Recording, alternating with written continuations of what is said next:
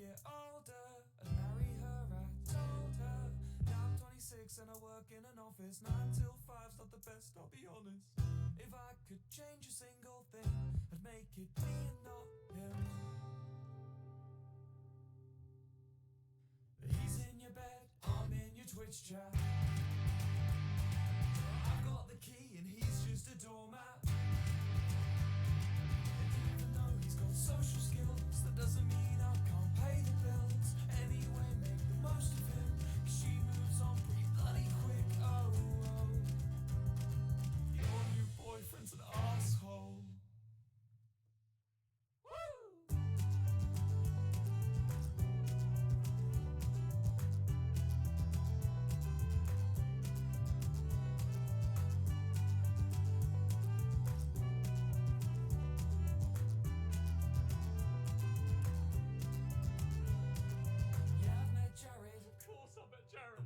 Took you away from me, you hit it off instantly. I know, 'cause you won't stop telling me. Seen his jawline, shoulders and muscles push against his fashion sense. I've thought about what he looks like nude. I'm not gay though.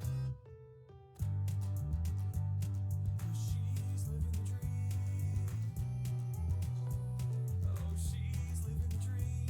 From back when we were 17, she's living the dream. She's living the dream from back when we were 17. How on earth could I be safe when I'm one click away from insane? I just think that I deserve a little bit of what I earned. I'm not gonna make another scene. The one I made when I was 23 means I'm not allowed in Disney World.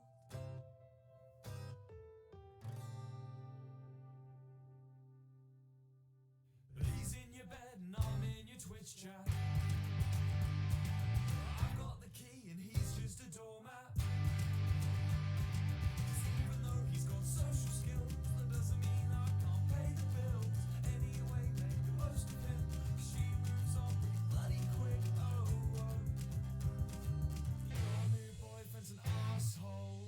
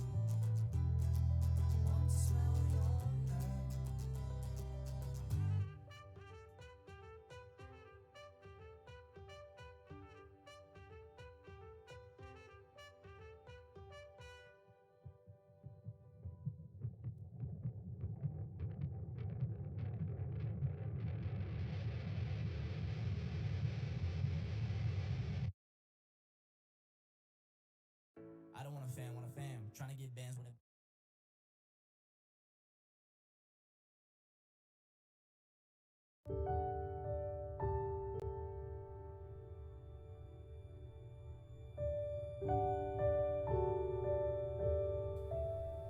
Hello.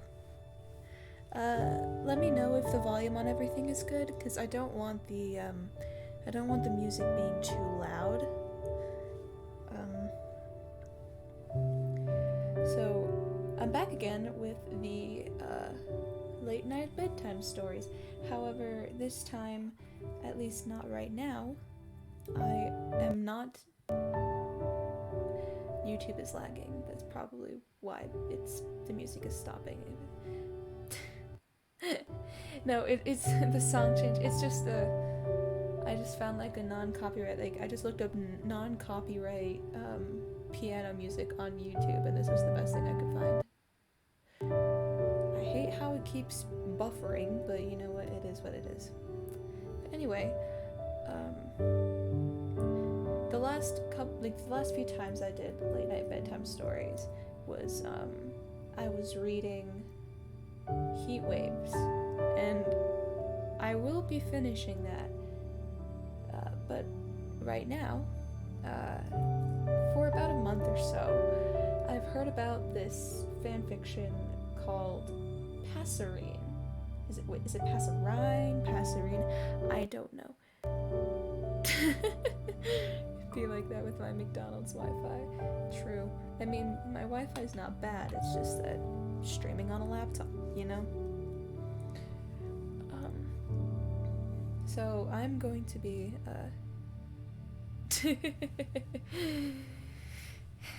good.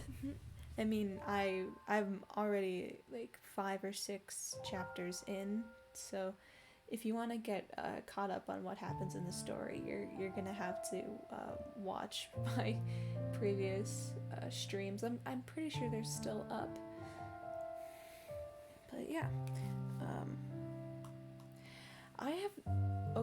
really the only idea of what happens in Passerine, sorry if I'm pronouncing it wrong, but I'm just gonna call it Passerine, is something about like a castle, a king, the king dies or some shit. I don't know. Really the only stuff that I know about it is from the saddest animation. I've been trying to avoid Passerine spoilers so I can read it on stream. You've read it like 50 times, no worries, but I'll probably watch the VODs too. Okay, that's alright. Yeah, do whatever you want. I know that you said that the music is a good volume, but am I a good volume? All I know is it's sad. I'm pretty sure that's right. The saddest animation is concerning. But yeah, am I alright volume-wise? Like, I just want to make sure on that.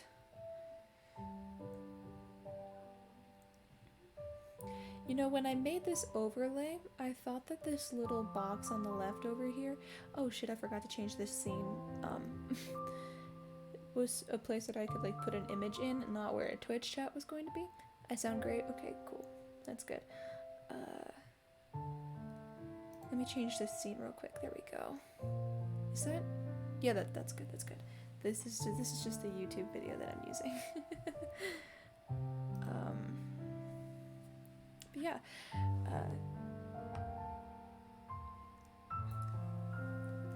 Without further, I have the story pulled up on my phone. So without further ado, let's get into this. Passerine by, I'm assuming these are the usernames of the people that worked on this. Blue Jamas, Blujamas, excuse me? Thank you. And Thcsus, Thcsus. I'm assuming that those are usernames of the authors. Winter, so true. Winter is actually my favorite season.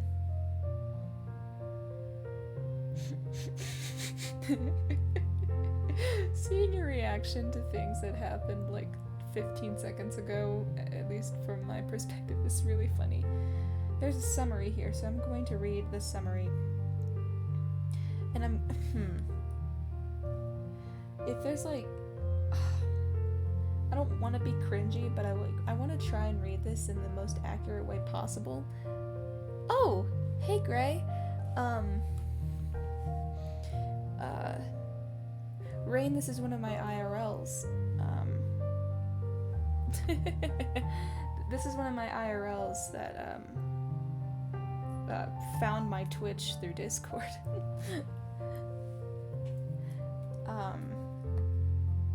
Pretty sure they're an IRL, if I'm thinking about the right person.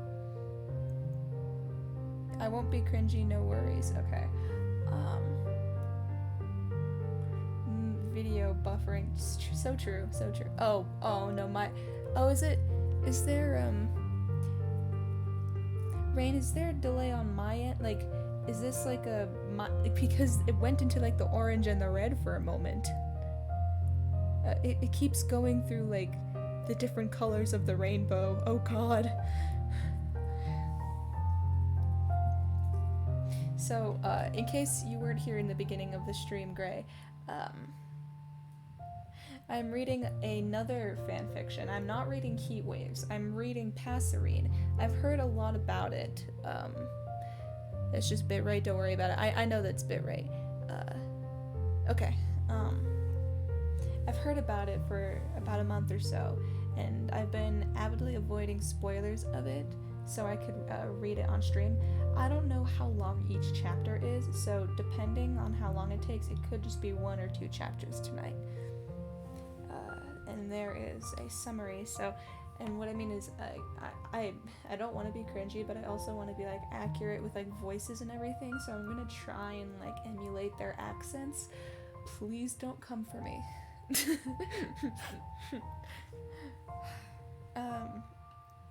Okay, wait. Summary.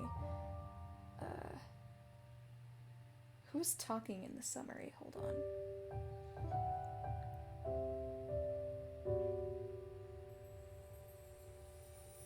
I'm assuming Technoblade is starting it, so here's the summary. I understand. You heard the place you loved was in trouble, so you came back. But why didn't you take me? Here it was, at last. Catharsis, or something close to it. I would never, haha. Okay, I would have hunted them down with you, Philza. The people who did that to your town. I would have given you your vengeance on a silver platter. I would have given you the world. Philza didn't look guilty. He just looked tired.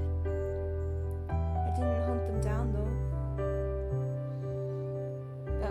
There's like 2 slashes. Or that fic where Techno and Phil are old immortals and Tommy and Wilbur are decidedly not. Notes.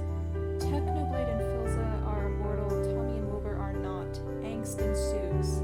See the end of the work for more notes. And if you see me randomly, see me, you can't, I don't have face cam on. If you hear me randomly like pause throughout the fic, like throughout the reading, I'm drinking water. Man, I really need to stream more so that when I do stream for long periods of time, feel free to ignore the messages if it helps you stay in character. Will do, but I like reading chat. I'm not used to having this active of a chat. Hydration pod.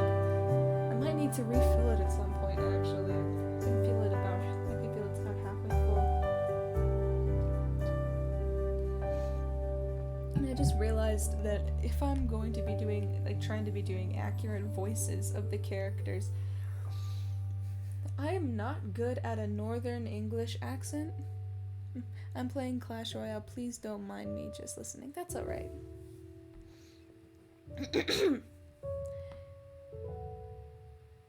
Chapter 1. Like a fox to a burrow.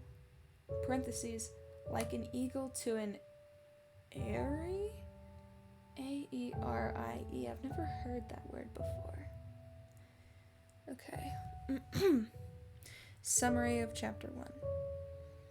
The voices led him to kingdoms and shires and towns. It didn't matter what they offered him in return.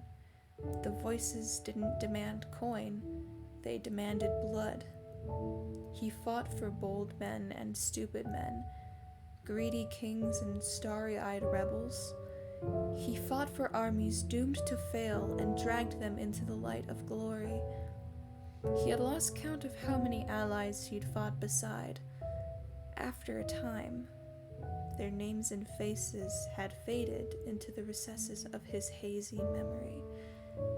Aries? Maybe. Well, it's A-E-R-I-E. It's not necessarily that spelling.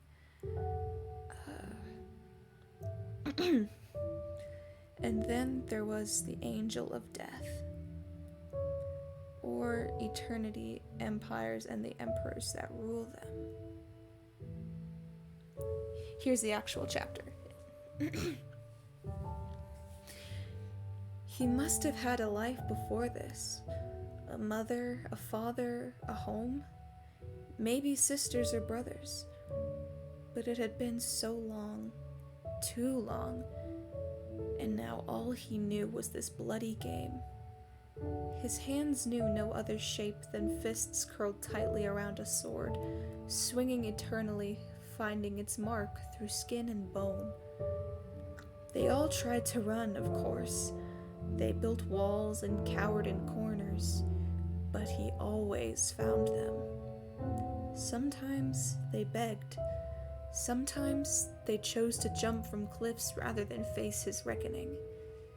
And sometimes they stared back at him with eyes as empty as his own and welcomed death with open arms. Those were the ones he envied the most. Technoblade never dies, they whispered around campfires and funeral pyres. He prayed that that wasn't true. The voices led him to kingdoms and shires and towns. It didn't matter what they offered him in return. The voices didn't demand coin. They demanded blood. He fought for bold men and stupid men, greedy kings and starry-eyed rebels. He fought for armies doomed to fail and dragged them into the light of glory. He had lost count of how many allies he'd fought beside. After a time, their names and faces had faded into the recesses of his hazy memory. And then there was the Angel of Death. True. He was one of the very few people with a reputation that matched Technoblade's. He'd heard of the angel through whispered stories and snatches of tavern gossip. "I heard he has obsidian wings," one patron would say to another over a cup of ale. "I heard he once massacred an entire army all by himself. He makes even the green god afraid." Is the green god fucking Dream? Jesus fucking Christ. Okay. Wait, no. The green god might actually be Phil. Who knows? Technoblade had begun to imagine a ruthless man, an immortal butcher with the same wretched grin as his. But Philza was not an avenging angel. He was just Philza. They'd met by coincidence, in a land of ice and snow. It was barren, but they'd made quick work of it, together, first as allies, and then as friends. Through it all, Philza had smiled instead of grinned, laughed instead of cackled. On calmer days, they'd while away time with tea and chess, and silent meditations that quieted the screaming in Techno's head, if only for a little while. "You know," Techno had said during one of their sparring matches, they had to stay in shape, of course, because peace times never lasted as long as people hoped. "The stories never talk about this side of you." Philza had paused, a small, amused smile on his face. "Oh?" he'd said. "What do the stories talk about then?" "They call you the Angel of Death." Techno dug his heels in as Philza resumed an onslaught of blows with his dulled sword. "They said you leave a path of destruction in your wake that nothing— Ha! Techno parried and went on the offensive. "That nothing is sacred to you." Their blades met. They pushed against each other, trying to gain an upper hand, and it was only because they were standing so close that Techno noticed the shift in Philza's eyes. A momentary coldness that was as brutal as the blizzard raging outside. It was there and gone in an instant. Light returned. "Okay, Rain, that's okay." Light returned, and Philza laughed as he pushed back against Techno's sword. "Stories are curious things," Philza said as he swung again, barely giving Techno time to dodge. "Some of them are true." He moved so quickly. Techno could do nothing but stand there as Philza rushed him with a hilt to the ribs, knocking Techno backwards onto the training room floor. Techno scrambled to his knees, but Philza was already standing over him with his sword held high above his head, his eyes glimmering with an emotion Techno couldn't place. For once in his immortal life, kneeling there in front of the first person he called friend, Technoblade felt hunted. And then Philza lowered his weapon. He smiled gently down at Techno, the soft smile Techno was used to, and offered Techno a gloved hand. And some of them are not. That sounded Scottish, hold on. And some of them are not. Philza finished.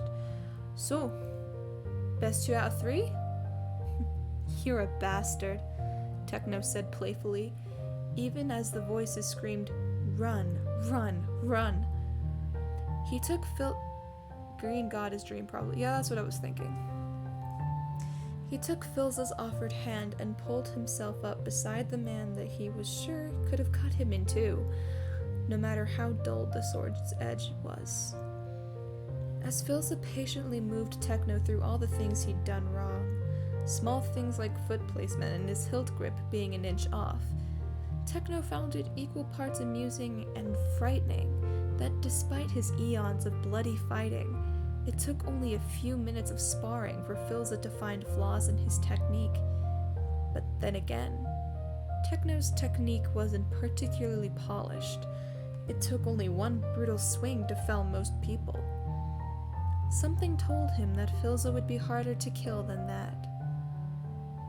They conquered nations, he and his golden-haired friend.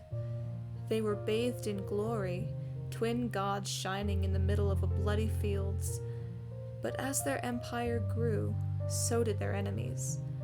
They came in droves, day after day, and before long, Techno had forgotten what peace tasted like. The days were long, and the nights were longer. Every flicker of movement was a spy in the shadows. Every ally was a potential traitor. Every word was a declaration of war. Their home had become a target for 1,000 armies.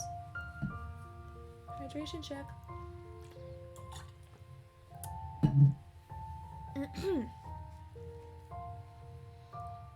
Through it all, his one constant was Philza. Until he wasn't. Technoblade simply looked up one day from a map detailing enemy lines and realized he'd been talking to empty air. He had no idea how long he'd been alone, sitting in a dusty library with stale tea untouched in the corner. He had no idea if Philza ever said he was leaving, or if he simply went as he arrived suddenly, swiftly, like a snowstorm. Afterwards, there was hardly any point in maintaining the empire. The voices were getting bored anyway. They wanted fresh blood. They wanted more stories. So Techno took his sword and shield and abandoned ship. He'd done it 1,000,000 times before, but the thought of a chessboard lying unused in a crumbling castle made him feel something close to regret. Technoblade wandered the world, quenching his thirst, trying to appease the voices. Neither of them were ever satisfied. No matter how much chaos he dealt, there was always more work to be done. So he worked.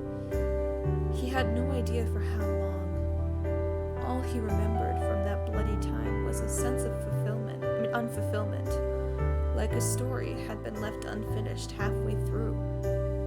Years, decades, maybe more. It hardly mattered. In the end, he knew it would all be the same. The world would end, and he would remain always fighting, always alone. He didn't know what brought him to the kingdom in the first place. Did he really have to see it for himself? Was it simply to satiate his curiosity? Was he bored? Or did he hear of a kingdom untouched by the wars and petty grudges of its neighbors, keeping its peace and neutrality for a century, and take it as a challenge? Whatever it was, when Technoblade stood under the shadow of a gilded castle, watching its flags flutter lazily in the summer breeze, he felt a flicker of a once familiar emotion stir in his heart. There was something about the cobblestone walls and towers rising towards the sky that reminded him of a different palace, somewhere cold and far away. "Hello, stranger," one of the guards at the gates called out. "You sightseeing?" Technoblade paused at the man's cheerful tone. Most of the guards that caught sight of Techno's sword and blood-red cape were quick to draw their weapons. But aside from spears that seemed more decorative than threatening, the guards at the gates didn't seem to be on guard at all. "Hubris," the voices said.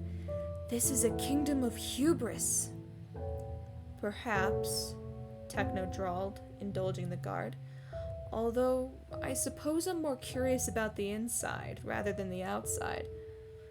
"Why didn't you just say so?" The guard beckoned Techno forwards. "The castle is always open for tourists. Just come right in." That was how Techno found himself walking leisurely down the halls of a castle that, under normal circumstances, he would have been storming, blades drawn. The castle? What do you mean, the castle? It's not the same one. It's not the same one as Techno and Phil's, if that's what you're...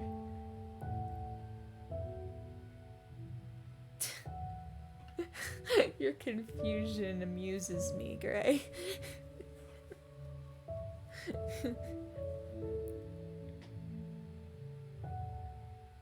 Oh, you're trying to think of who lives in the castle. From what I've heard of this story, I don't think Aerith's in this story. I think, from what I remember, and from what I read in the summary, it has to do with Tommy and Wilbur. I think from what I've heard, Tommy is an heir to the throne?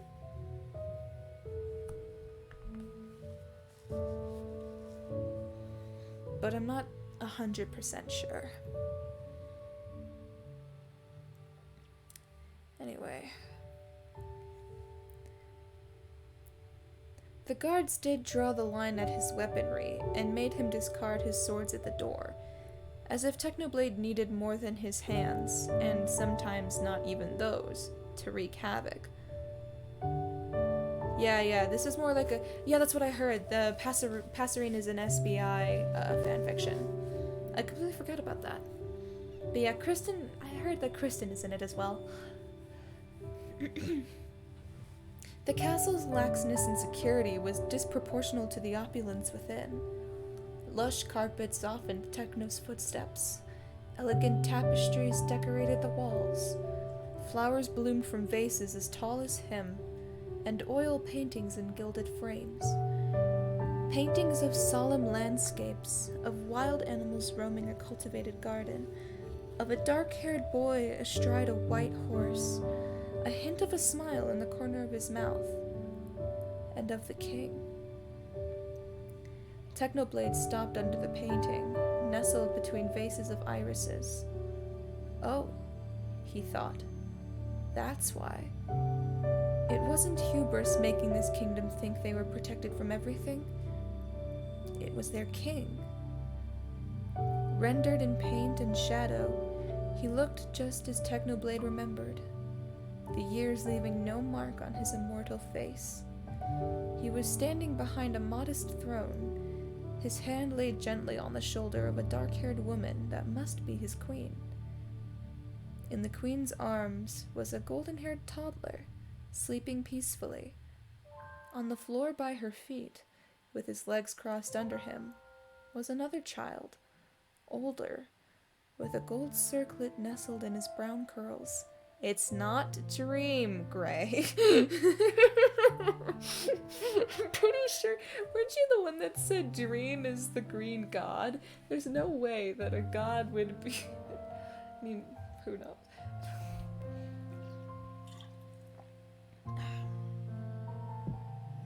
I already know this is gonna make me cry. True. So is everyone just immortal? Wait, you're right. Wait, the summary said that... Oh.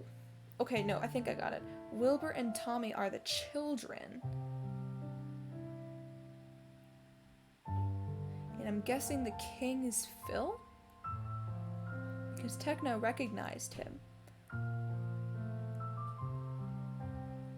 Kristen must be the queen.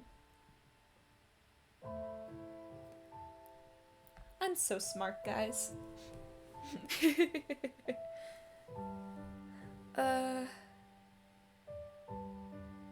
Yeah.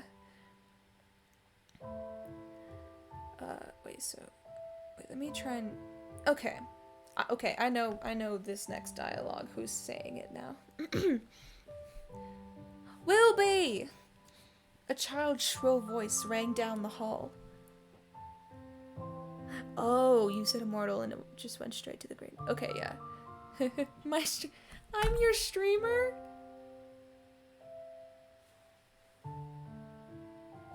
No one's ever said that about me before.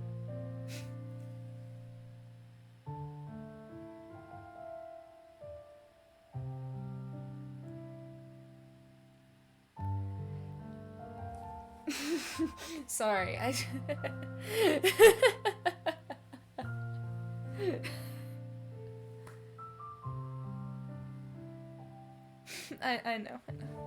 know you're joking. Back to the story. Wilby! A child's shrill voice rang down the hall. Technoblade's hand itched instinctively for his sword as he turned from the painting and found himself facing the very same boy from the painting. The prince. He was a tall, lean thing, his face still holding the faint traces of boyhood. He couldn't have been more than 14. In the painting, he'd been grinning, forever immortalized in delight. But here, he was staring. His dark eyes unnaturally focused, as if Techno was a particularly interesting book he was quite quietly picking apart in his head. Techno had seen that expression many times in the faces of wizened generals looking over battlefield arrangements. Hello? Wait, hold on. Great, what did you say? What did you send me? Oh my god!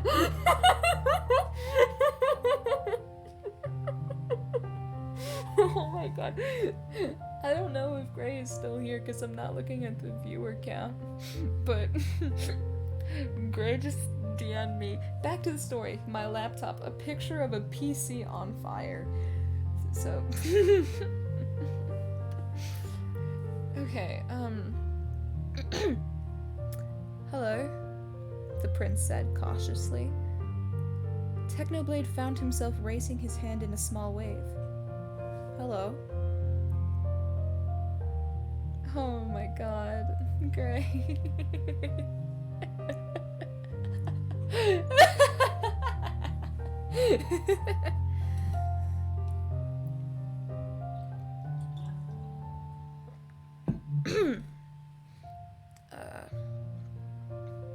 Wilby, wait for me!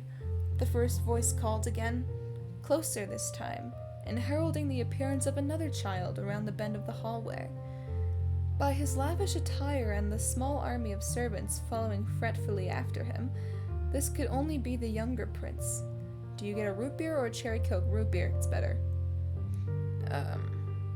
By his lavish attire and the small army of servants following fretfully after him, this could only be the younger prince, barely more than a babe in the painting, but now a rather loud 6-year-old. Because I could get a coke, but I don't really want to be less white. What does that mean? What is that supposed to mean? Okay. The younger prince marched purposefully towards his older brother, Wilby, and clung decidedly to his side as they both stared up at Techno. And who are you? The small prince said, in what he must have intended to be a threatening tone, but he sounded only like he really was. A child. A child. No! Sorry. In Coke's training handbook, they have be less white on one of the first pages or something. What? What? What the fuck?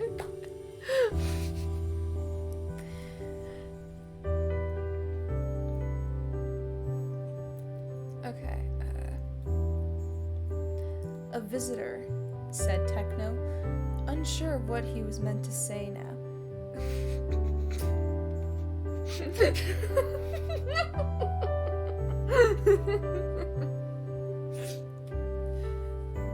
Okay. Have you come to have an audience with our father? The older prince asked in a decidedly more level tone. You can't! The younger prince snapped at once, tightening his hold on his older brother's shirt front. Dad promised today was our day with him, so you can just leave now. Thank you.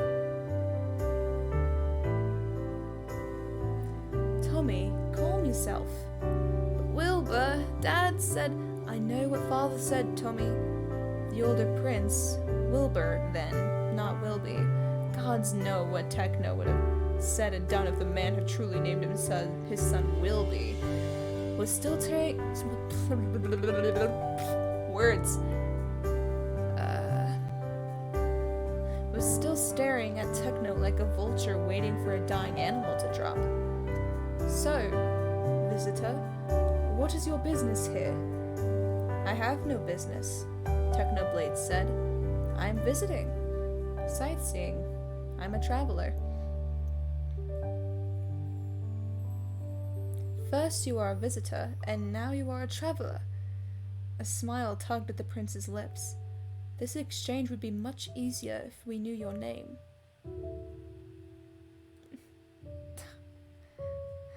Thank you. It's only if I don't think about it too much. Technoblade glanced at the servants lining the hall behind the princes, clearly in earshot but dutifully maintaining the illusion of privacy. But if he knew their father at all, he'd know that most of those standing guard around his sons would be lethal killers. He just hadn't anticipated the arrival of a god. What would they do if they heard his name? Would any of them recognize it? Would they know what it meant to have him stand before their young princes? How long would they last against him? As he looked down at the two brothers, the voices whispered how fragile their necks must be. Blood for the blood god, they chorused. But instead, Techno found himself saying, My name is Technoblade? Technoblade lifted his eyes from the young princes and found himself staring at their father. Philza? Philza stood at the end of the hallway, undoubtedly following the familiar cadence of his sons' voices. He glanced at them now, still standing before Technoblade like unwitting sheep waiting for the slaughter. But Philza's eyes showed no fear. Instead, when he looked back at Techno, he only smiled, his face softening with a familiar relief, the expression of a man after a long, hard-fought war, seeing peace on the horizon at last. Old friend, said Philza. It's nice to see you again. Traitor! The voices clamored. Traitor! Traitor! Traitor! Traitor! Father! Wilbur's voice brought them back to reality. This was a different castle, a different time. Do you know this stranger? Well, obviously, Wilbur. Tommy rolled his eyes. Dad just said his name, didn't he? Technoblade. That's a dumb name. Tommy! Philza reprimanded, with no real heat behind his words. He drew closer to them, his steps quiet and even. The servants that had followed the two boys bowed in deference to their liege, despite him wearing no crown. In fact, he looked just as much as a traveler as Techno was, dressed in simple trousers and shirt, perfect for blending in, perfect for a man on the run. It's been a long time, Philza said when he reached them. putting a gentle hand on the top of Tommy's blonde head. The boy arched towards the touch like a sunflower reaching towards the sun. Technoblade didn't know if the move was calculated, or just a simple act of affection. Or Philza. Knowing Philza. Both. How have you been? How have I been? Techno repeated numbly, feeling a familiar chill creep into his bones. Actually, Philza interrupted, before kneeling to look his boys in the eyes. Wilbur, take your brother out to the garden for a bit, yeah? Wilbur pouted for once, looking like a boy his age. But you said... I know I promised, and I keep my promises. Don't I? Philza ruffled Wilbur's hair, and then Tommy's. I'll join you in a moment. I just need to have a talk with Technoblade here. Wilbur stared at his father for a long moment, as if weighing the truth of his words, before nodding. He took his brother's hand in his and began leading him away. Come on, Tommy, he said. Let's play outside. Technoblade's still a dumb name, Tommy muttered as they passed him, closely followed by their servants. Wilbur met Technoblade's eyes, just for a moment, before they were gone, down the hall, out of sight, leaving Technoblade alone with the king. Technoblade turned towards Philza, his old friend, and found the smile wiped clean from his face. Philza gestured down the hall. Walk with me? Excuse me. Technoblade could only nod and follow Philza. They were quiet as they walked. Techno remembered days like these during their time together, long days of companionable silence as they simply existed together. But there was something different this time. There was an edge. Techno could sense Philza sizing him up, tallying his hidden weapons, calculating his improvements. In turn, Techno mapped his escape routes as Philza led him through the halls, then up a sweeping flight of stairs. He did not want to expect violence from Philza, but he hadn't expected to be left behind either. Hydration.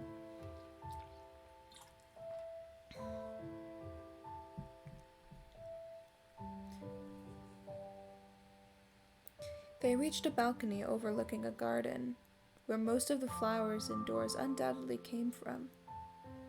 Wisteria and ivy grew around marble pillars. Rose bushes and dandelions and carnations bloomed en masse at the foot of elaborate stone statues.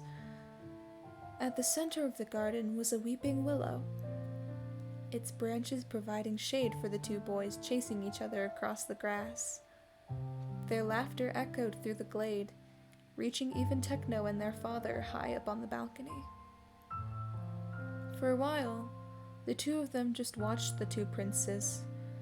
Wilbur was obviously faster than Tommy, but he slowed his pace just enough for his little brother to have fun chasing his heels. They're a handful. Philza's soft tone turned Techno's attention away from the princes. The king was almost smiling, but the hard glint in his eyes didn't disappear. Wilbur was a quieter before Tommy was born. A little bookworm, holed up in his room all day. But I have a feeling you didn't drop by for silly stories like that. Philza turned towards Techno. So, go ahead. Let me have it. Techno didn't know what he was meant to feel. He didn't know what he was meant to say. For years, he'd put Philza out of his mind, determined to forget that interlude of peace. He'd let the memories fester like untreated wounds, and now he thought he'd rather die of the infection than acknowledge out loud that it was real, that the pain was there at all. I didn't mean to drop by, Techno said eventually. I didn't know this place was yours. I can leave if you... No. Philza shook his head. Don't leave. Truth be told, this reunion was inevitable. Or... I hoped it was. How long have you been here? Philza considered. How long has this kingdom been standing? Phil, that's... I know. People like us aren't meant to stay in one place for too long. Philza sighed and turned back towards the horizon. He leaned his arms against the wrought iron railings and looked out at the land beyond. The slope of the distant mountains, the kingdom that stretched on and on, unaware that their immortal king was all that stood between them and destruction. I found a small town while I was traveling, made it something more. I told myself I would leave after a year, and then it became 2 years, 3 years, a decade. I did leave eventually, but they figured out why that town mayor never aged. But then I found out the moment I left. Phil's expression turned cold. They were annihilated. I came back and everything, everyone had been burnt to the ground. It was just ashes. Everything I'd built. There were survivors, of course, and they blamed their leader for leaving. Of course, as they should. So I stayed. I built it back up again, from a small, decimated town to what you see today. As far as the people know, leadership has been passed on from one king to another who looks vaguely like him. I'm sure the eldest of them have their rumors, but is it really so bad to be known? Technoblade didn't realize, until Philza turned back to look at him, that he expected an answer to his question. But all Technoblade could say was, "Is that why you left me behind?" Techno, I understand. You heard the place you loved was in trouble, so you came back. But why didn't you take me? Here it was, at last. Catharsis, or something close to it. I would have hunted them down with you, Philza. The people who did that to your town. I would have given you vengeance on a silver platter. I would have given you the world. Philza didn't look guilty. He just looked tired. I didn't hunt them down, though. What? The people who burned down my town? I didn't hunt them down, as much as I wanted to. They were long gone by the time I arrived, and at that moment, my people needed a leader, not a hunter. And I didn't bring you because I didn't know when to be either. They stood there, letting the words settle in the silence that stretched taut and tauter like a rope around Technoblade's neck. Deny it, he wanted to shout. Tell me I'm wrong. Philza did not. What's that? Oh, it's a sniff cry. Is that a sniff thing? Is that a snifferish emote? That is adorable. Here we go.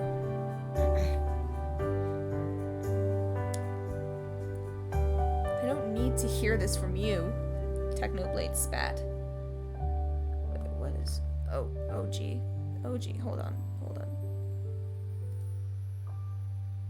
Hold on a second.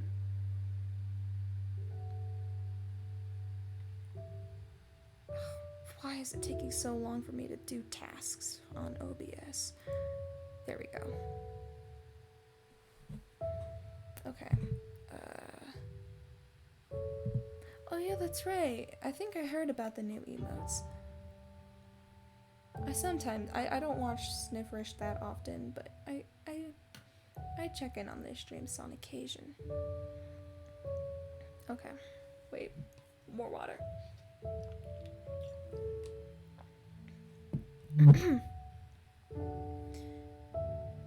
I don't need to hear this from you, Technoblade spat. A well of old hurt and anger, once dried up, began to fill anew. Do your sons even know what you are? Who you are? The angel of death domesticated. What a farce. Philza stiffened. You know not of which you speak. I once saw you tear a man apart with your bare hands, and now you're telling me about leadership? About kindness? I said nothing of kindness. If I had completely renounced my ways, my kingdom would not be what it is today. Domesticated dogs still bite. Philza stepped towards him until they were eye to eye. Despite the accusations Techno hurled at him, despite their bloody history, Techno had never truly seen Philza angry. But he had a feeling that if he kept running down this road head first, he might find himself knowing the full extent of his old friend's wrath. Philza's eyes were hard as flint, one spark away from combustion. Technoblade glanced down at the garden. Phil followed his gaze until they were both staring back at the two boys below, who'd ceased their playing to wonder at their father and the stranger. They couldn't have heard a thing of what Philza or Techno said, but Wilbur stood with his head cocked inquisitively to the side, as if he were turning over the words. "Dad!" Tommy shouted. "Are you almost finished?" "Almost," Philza called back. "I'll be right down, kids."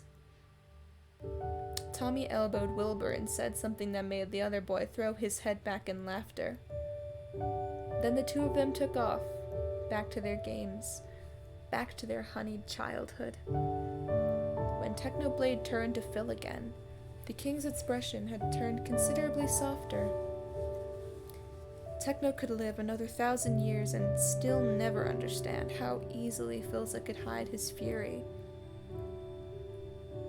"I wasn't trying to settle down," Philza said, quietly now, as if he was imploring a child to stop a tantrum. His eyes were still on his sons below. "I was content, for a while, to watch the kingdom grow. But these mortals and their short, fitful lives, they draw you in, Technoblade. I used to think they were moths drawn to flame, doomed to catch fire for most inconsequential things. We've seen their wars, you and I. We fought them. We both know the things they do to each other." Philza took hold of the balcony railings as if it was the only thing keeping him from floating away. But over the years, I've also learned of the things they do for each other. Their lives will always be 1 year, 1 week, 1 day short, but it doesn't seem to matter much to them. They live anyway. They love anyway. Forgive an old god for wanting a piece of that for himself. A late morning breeze passed through, carrying with it the scent of flowers and the shredded remains of Techno's anguish. The fury was still there, and the feeling of a betrayal so grand it might never be bridged. But the exhaustion had begun to settle in. Techno was used to quick brawls and long hunts, but verbal altercation was not something he'd ever trained for. Mostly because he had not cared to speak to anyone that mattered since forever, perhaps. And maybe Philza had been tired too, of their life before. Always fighting, never safe. And although Techno thought it was only a matter of time before this game of peace was over, he thought maybe he could start to understand why Phil took the chance. Hold on.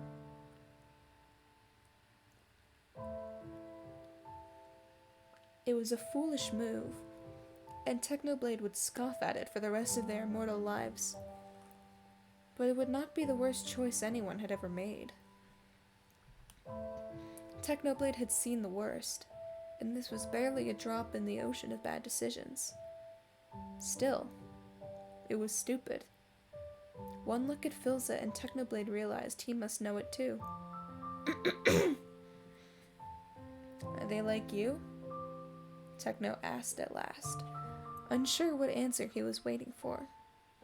"Your boys?" Phil's aside. I would not wish my fate on my worst enemy, least of all my own children. His hands tightened around the railings. They take after their mother, mortal, good in all ways. I thank every god that has ever existed for that. But sometimes, Techno prompted when the silence stretched too long. Phil's jaw clenched. It's Wilbur. He speaks of voices. Voices? Philza met Techno's eyes. A conversation from lifetimes ago replayed in Techno's mind. A moment of vulnerability in a castle not so different from this one, where he had spilled his secrets as easily as he spilled blood. The voices, Phil. They demand blood. There was a world's worth of agony in Phil's stare. A burden only understood by a parent fearing for a child. I am glad he is not like me, Philza said. But sometimes I fear he's growing more and more to be like you. Techno's breath hitched in his throat. He resisted the urge to look down again, to search the grass for the boy with the ancient eyes. The voices began to sing. Not alone, they said. Not alone, not alone, not alone. No, Techno said, curling his hands into fists and digging his nails into flesh until they drew blood. His daily penance. He is but a child. Techno paused. What was he talking about? What did it matter what Wilbur was? What was this sudden ache in his chest? Something telling of a far deeper wound, an older affliction. He did not know this boy. He should not care. He did not care. But then Philza seized him by the wrist, as if he knew Techno was about to take off running, and forced him to meet his tortured gaze. That is why I had hoped you would come. Truth be told, I was very close to looking for you myself. I cannot do this by myself, Technoblade, as much as I want to. You're the only one. You want my help, Techno said dully. My help, after you abandoned me. After you denounced my ways and called me a monster. Philza flinched. I would never call you that, my friend. Friend. The word that Technoblade had only truly understood in the days of snow and sweet tea. I don't owe you anything, Techno said quietly. I don't owe that child anything. I know. And I have better things to do with my time. I know.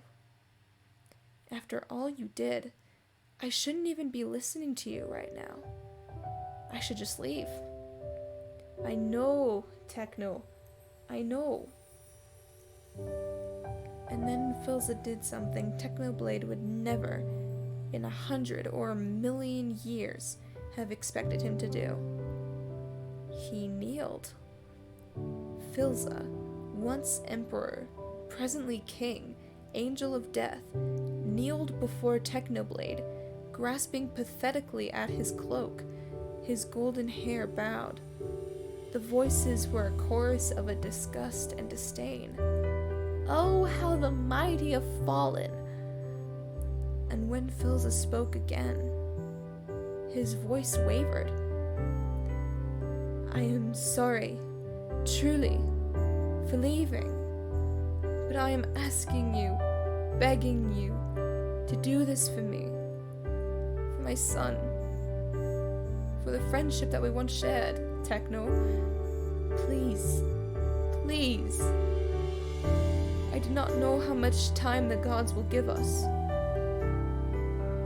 What will you have me do? Techno demanded, his own voice fraying at the edges. What do you expect from me, Phil?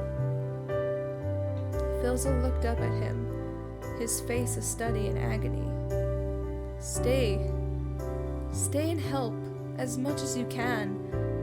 And together, maybe we can help you as well. The voices paused, just for a moment, just for a breath, as they all considered the weight of Phil's words.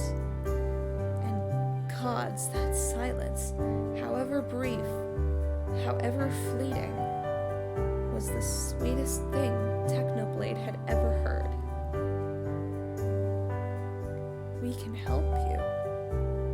What did that mean exactly? What would that entail? Technoblade didn't know, and didn't care. He'd come here in search of a kingdom of peace, and he'd found it. Forgive an old god for wanting a piece of that for himself, Philza had said. And what was peace if not the silence? Was that not freedom at last? So as the voices began to chant anew, an immortal hunter offered an immortal king his hand. The sun climbed higher towards the heart of the sky as Technoblade pulled Philza to his feet, and they were on equal ground once more. He had no idea what he was doing, but there was no true alternative. So Technoblade met his old friend's gaze and said, "All right, you and me, one more time." And drink some water before the next chapter. Yeah, I have decided to read the second chapter because I don't care how long it is, I am interested in this story. God damn it.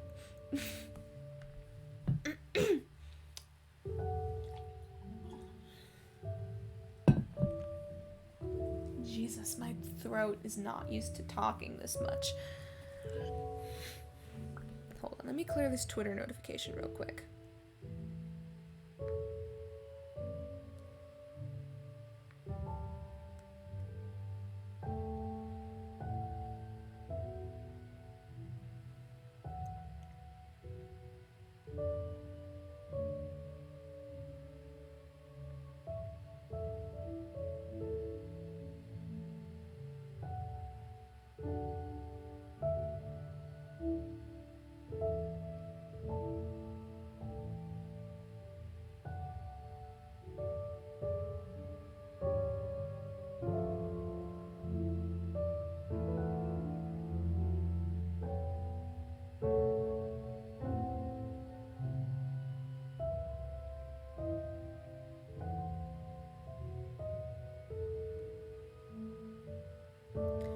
Okay.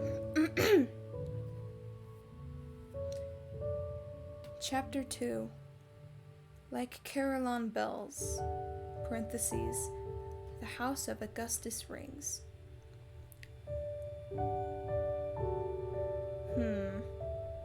I don't think I need to really read the summary,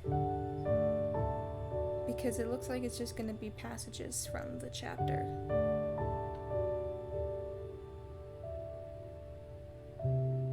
Flower's family and their futility of trying to outrun fate.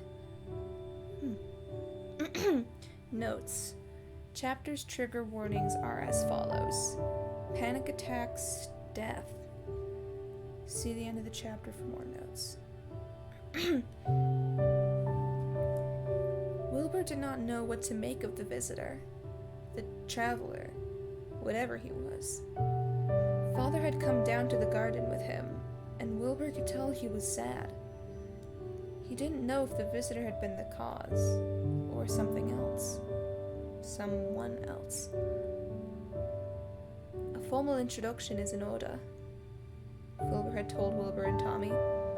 This is Technoblade, an old friend. He'll be tutoring you for a while, Wilbur. Wilbur had stared up at the man, seeing him in the soft morning light at last. Technoblade. Tommy was right. It was a pretty dumb name, and one Wilbur had heard before, though he wasn't sure where. He was tall and lean, and most likely a few years think that might actually be what happened in the animatic. I don't know. I'm not gonna be ready for that. No. Okay. He was tall and lean, and most likely a few years older than Wilbur. A few years. Okay, anyway. He was dressed like him too, with poofy sleeves that Tommy always said made him look like an old man. An emerald earring hung from Technoblade's left ear, similar to the one that Father wore on a golden chain around his neck, tucked secretively under his dress shirt. Was he some sort of royalty too, then? Some foreign prince or a distant cousin that Father never bothered to tell Wilbur about? Father kept many secrets. This may just be one of a million. Technoblade had taken one look at Wilbur, nodded, and then said, "We'll start at dawn," before leaving them. Wilbur had stared at him, perplexed. What? Father had struggled to keep a smile off his face. That's techno for you. That's techno for you. Now they were sitting in the dining hall, each to their own thoughts, except Tommy, whose thoughts must always come out of his mouth, regardless of who was or wasn't listening. "And Wilbur tripped me, but I didn't get up very quickly. You saw that, didn't you, Dad? Dad? Didn't you?" I saw, Father said distractedly. He was staring down at his half-eaten plate as if it held the secrets of the universe. Wilbur assumed he was only doing it so he wouldn't be staring at Mother's empty seat. Mother's empty seat? Okay. She'd been taking more and more of her meals in their bedroom. Tommy hadn't noticed yet, but Wilbur did. Wilbur always did. I love Tommy's character too. It sounds like him as well, which is funny considering in real life he's 17, but in this book he is 6. He is 6 years old in this book, and it sounds like the dialogue sounds like something he would say in real life today.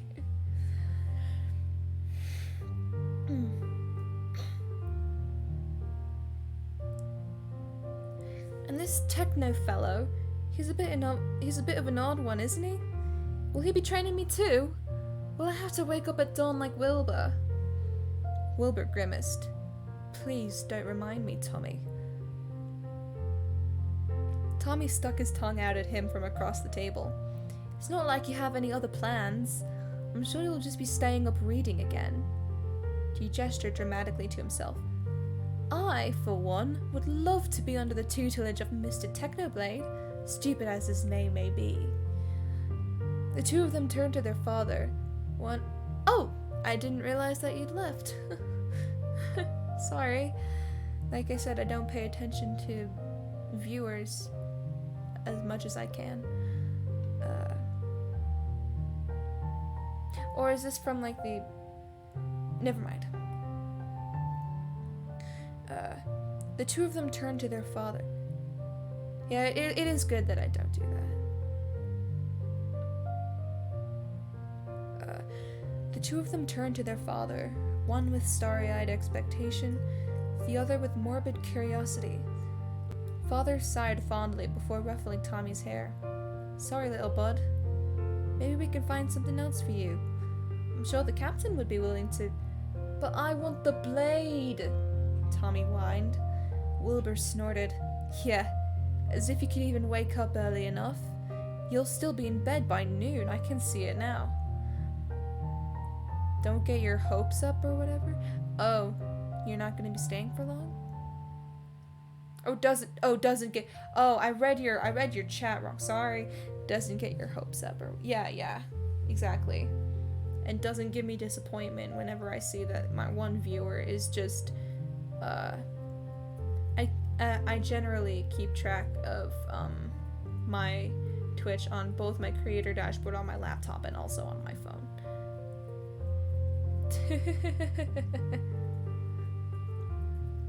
Let's see. Father gave Wilbur a cheeky grin he only reserved for his eldest son. Tell you what, Tommy. If you can wake up with Wilbur, then you can watch him train with Techno. Truly? Tommy kicked back from the table, nearly upsetting Father's glass of wine. Good night then! Early to bed, early to the prize, as they always say. Who says that? Wilbur said. But Tommy had already gone off, leaving Wilbur with their father and the silence. For a while, the only sound were utensils scraping against plates and Wilbur's heartbeat in his ears.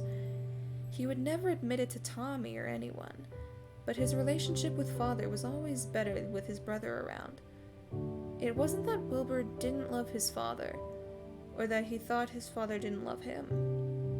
Wilbur couldn't remember it happening, but somewhere along the way of studying warfare and politics, of staring up at the throne that would one day be his, of learning how to be a prince, he had forgotten how to be a son. And sometimes, when Father couldn't see, Father would look at him with bottomless grief, like he was mourning something already lost. It should be Tommy, Wilbur had thought. Sonny Tommy. And now I'm on my phone because it keeps buffering. Oh dear.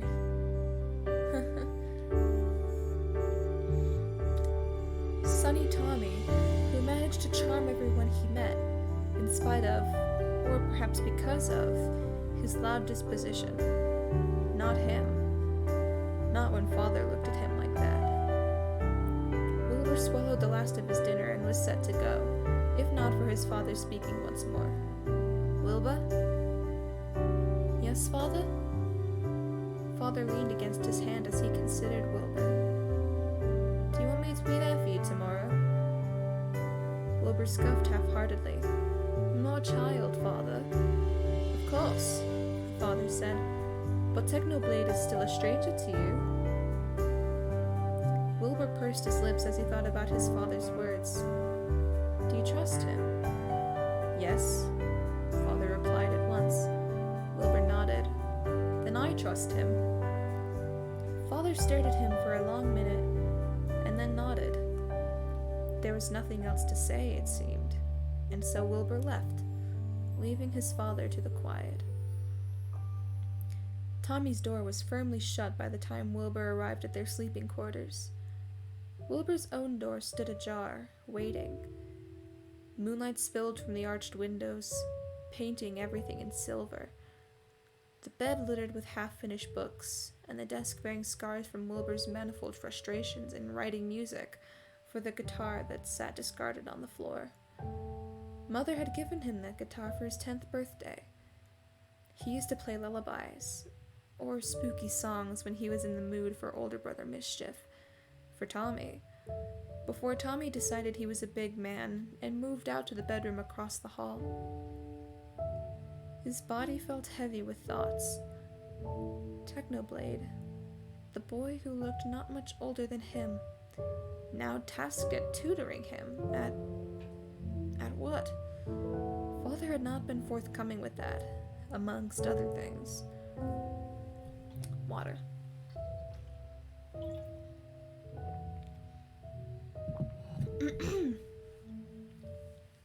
With a sigh, Wilbur grabbed the guitar from the floor and dragged it with him to the window. As he plucked idly at the strings, he gazed out at the horizon beyond the glass, the sprawling lawns of the castle ending at the foreboding gates, and then, after that, his kingdom, his birthright. He played a single discordant chord. Nothing had come easily to him recently. Music, literature, conversation, everything. Wait, amongst other things. Damn, Phil's in the... What? Oh my god, Gray. That's not what I think the author meant.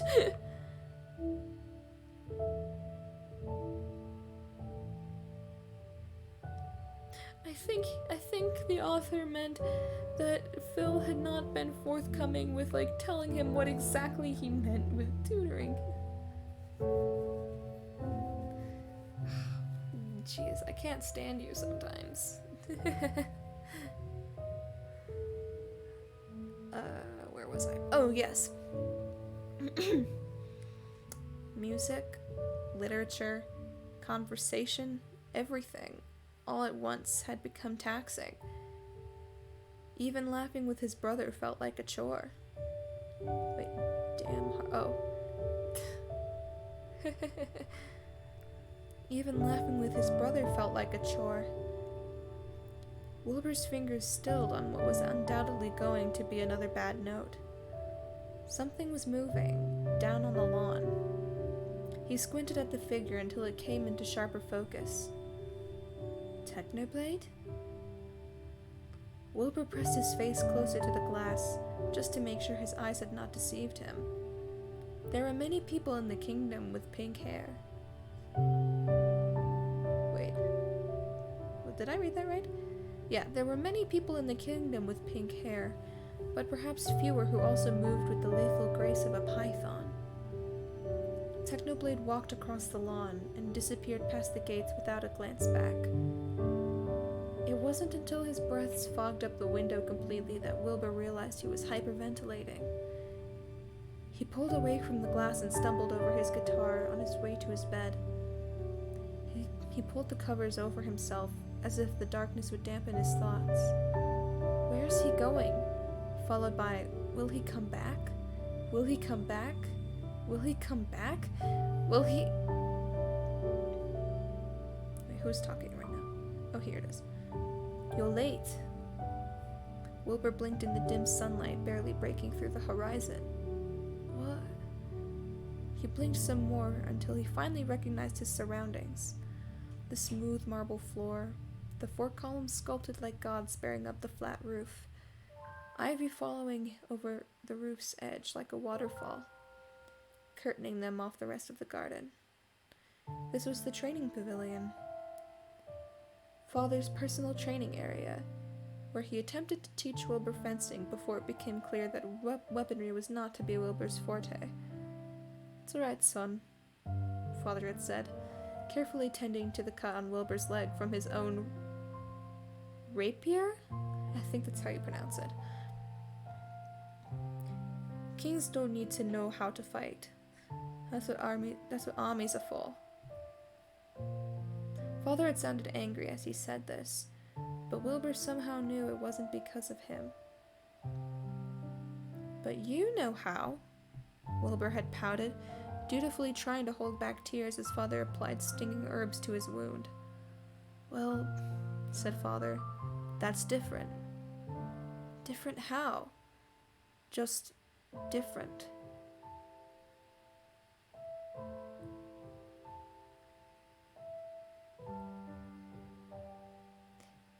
Rain!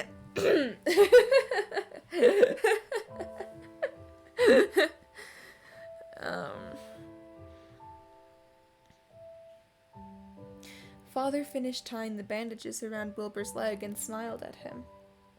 I'll tell you when you're older. He never had. But it wasn't Father standing before Wilbur today. Well, Technoblade said, gesturing to the heavy chest in the corner. We're burning daylight here. Little Prince, hurry up. Hang on, Gray, I don't know if those are the right pronouns.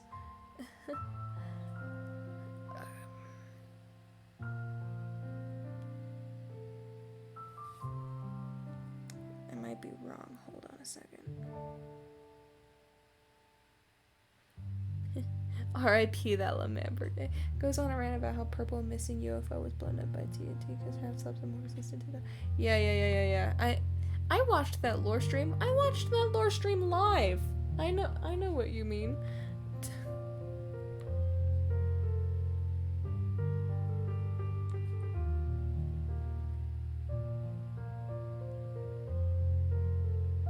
Oh, okay.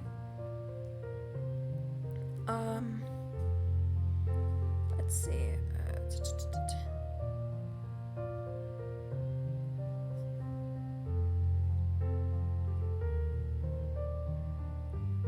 Yeah.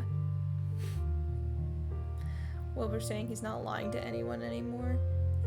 Then I'm just gonna go off on a tangent for a moment. He literally lied to Tommy about what was written in the book that Quackity gave him at his shrine. That's one thing he lied about, among many. But also, I'm just talking about in the stream. But also, he said, I know nothing about TNT to Quackity, when literally he went off on, like you said, Greg, he went off on a tangent about, like, the schematics, whatever the word is, behind TNT. Like, bitch, no. Okay, back to the story.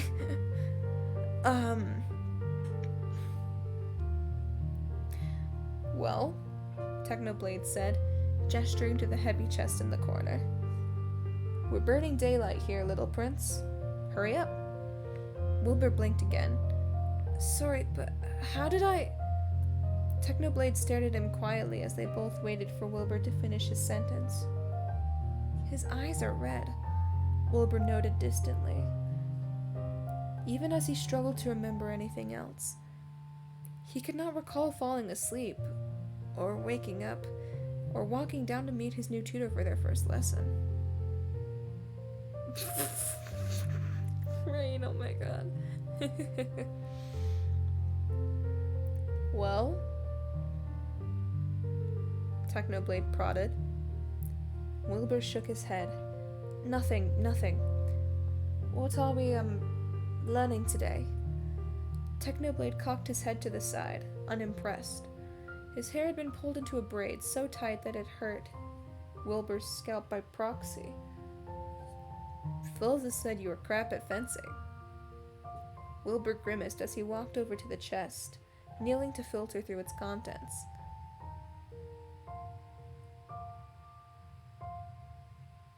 That's one way of saying it. He picked up one of the swords and turned to Technoblade. What is going on in my chat? Oh my god. He picked up one of the swords and turned to Technoblade, who had apparently brought his own weapon, a wicked-looking broadsword with a ruby-encrusted hilt. I'm a bit better at long-ranged weapons, if you're wondering. I wasn't, Technoblade snorted. Get into position. Wilbur did.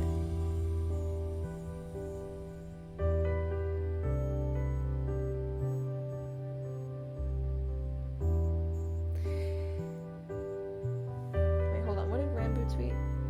Me too. Me too. Honestly, me too. Okay. Sorry.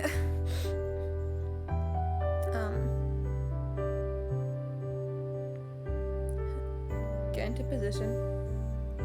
Wilbur did. That's not correct. Wilbur sighed. I told you. Technoblade walked closer to Wilbur until they were eye to eye. Wilbur was a few inches taller than him, he realized, at least until Technoblade knocked him flat on his back with a sudden blow to the stomach. The air left Wilbur's lungs in a rush. He blinked lazily up at the ceiling for a moment, before the indignation set in. He leaned himself against his elbows and glared at his tutor, who was looking more and more unimpressed. You could have withstood that if you were in the correct position.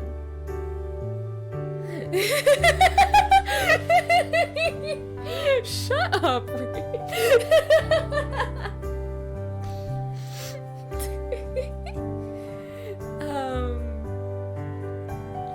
You could have withstood that if you were in the correct position, Technoblade drawled. You could have warned me! Wilbur spat, clambering to his feet. Oh, is that how a fight goes, your highness? Technoblade mocked. All right, then. If it pleases you, your princeliness, I shall be striking your shoulder with the flat of my blade next. What? Quicker than a breath, Technoblade did just that. Wilbur landed on his side, his own weapon flying out of his hands. Technoblade laughed with no real warmth.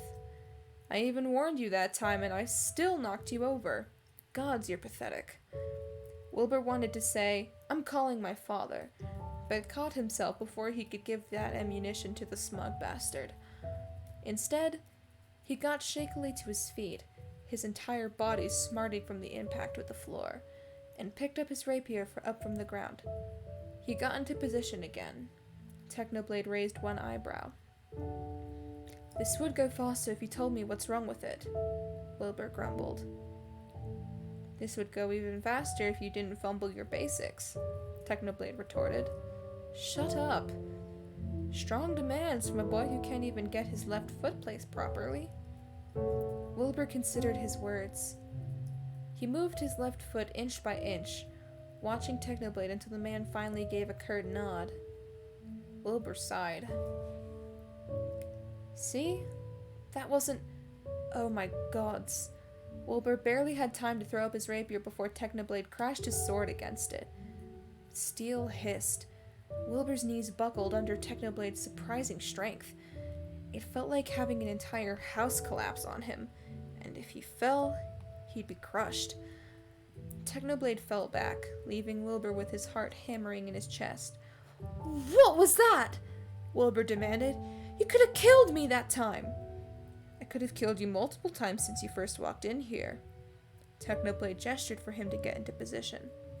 Again, again, again. Never let your guard down, Your Highness. Always assume the enemy is planning to strike. What even is the point of this?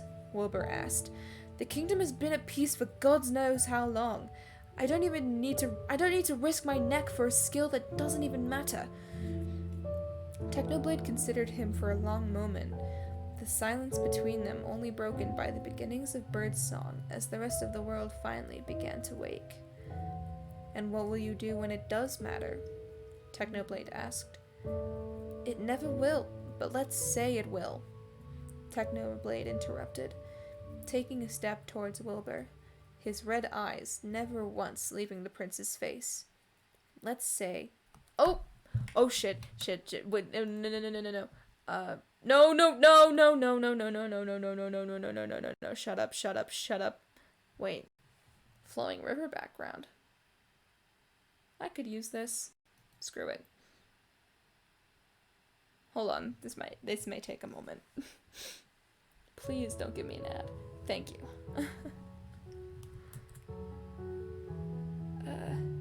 Is he in the fucking UK yet? No, he... What do you mean I always do this? Did this happen the last time you were here?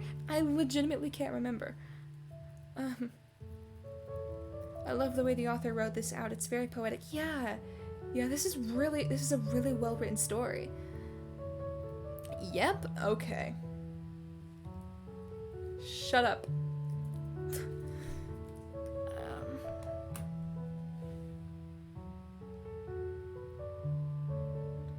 Let's say, hypothetically, that a foreign army attacks at this very moment. Your father isn't here to help. Nobody's here to help. It's just you. Do you just stand there and get torn apart by the mob? Will you run like a coward and leave your kingdom to the wolves? I'll make it my Discord status? What do you mean? Make what your Discord status?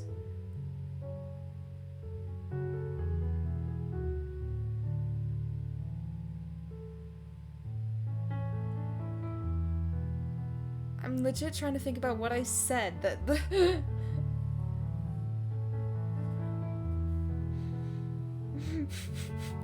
so much happened at once, true.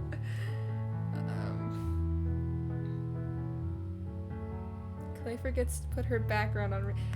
What do you mean? What do you mean? I can put it on repeat? Is that a thing I could do? Nope, that is not the right. No.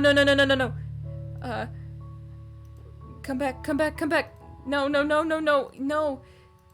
You guys can't be seeing my tabs. Why does this have to be so fucking slow? Did I bring it all the way to the end? Are you I am not having a good time right now.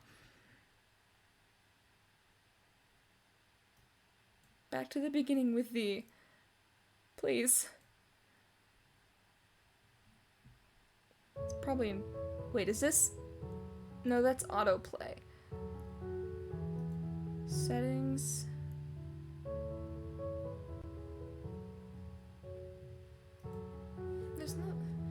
This is on YouTube, dude. Turn my autoplay is off, isn't it?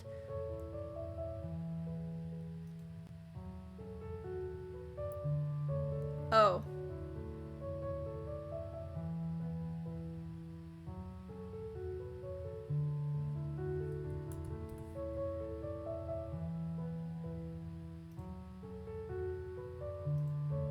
Bye guys, I'm leaving.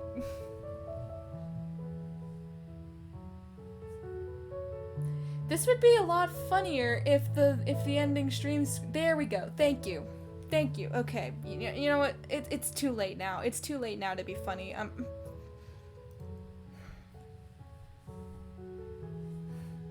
Wait, let's say, hypothetically, for the sake of the argument, you are my sussy baka. Wait, what are those? Is that a, what is that? Wait, let me, wait, no, but I can't because I don't have my creator dashboard up on my phone actually this time. Is that like the man with like the emojis on my desktop are so weird. It's like, is it supposed to be like the thing where it's like the guy walking with like a cane that blind people use? Is that what you... Are you calling me blind? Shut the fuck up. No, I'm sorry. Man emoji, blind man cane, man emoji. Yeah. I figured, but like, I mean, I can see them on my screen. It's just interesting. Anyway. Oh, that's why you said let's say okay. Now I get why. God, I'm so slow. Oh, hello, Candy Bear. Wait, oh man, this, I don't have alerts on for anything that's not a, hold on a second.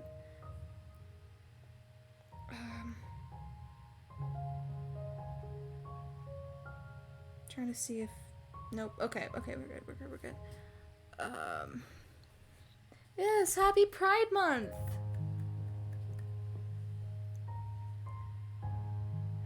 I don't mind at all.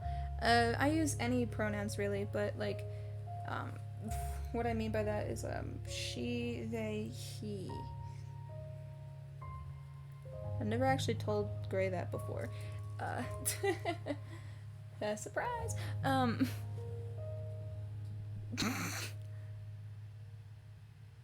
Yeah. What is that emote? That's cool.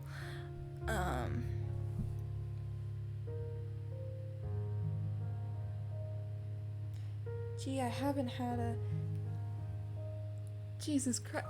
Because of the hand movement, because of the hand positions, I thought that was Jack Manifold.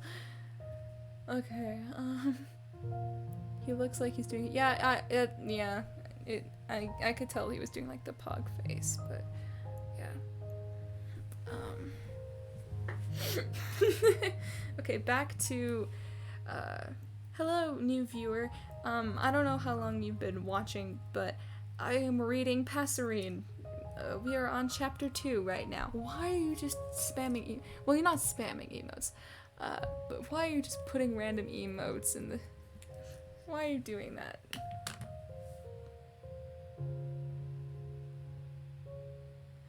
I'm gonna let you off with a warning because you're my friend, Gray.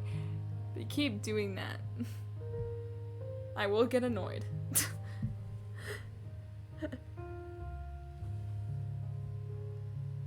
Wait, new viewer? Were you...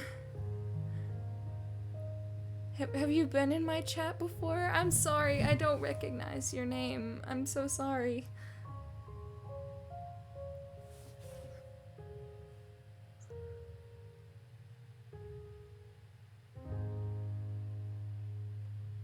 I might actually cry. No. Oh, you just joined. Okay, that's good.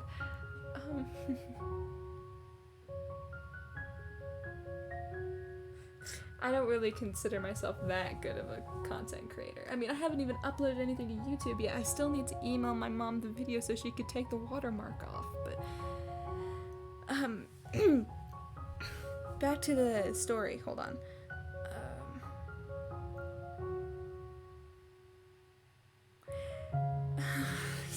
Great, shut up.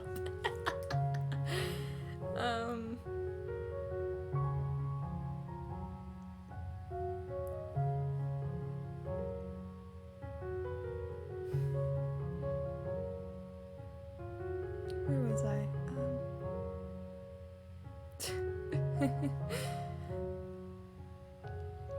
Wilbur flinched. That's not, or not even an army. I will believe you. You need to raise your standard. I'm just speaking. No.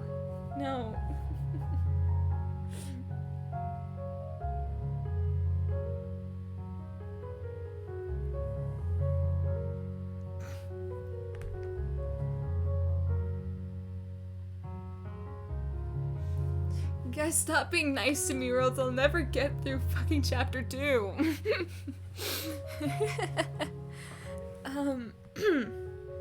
Or not even an army. Consider, if you will, just one very smart, very angry person, and they've got your brother. Technoblade smirked at whatever expression was on Wilbur's face. That's all it takes, you know, to kill a kingdom. A single person who knows your weak spots. So what you need to do is get rid of them. The weak spots, I mean. Wait, I'll do someone's voice if we get through it quicker. What? Yes. This is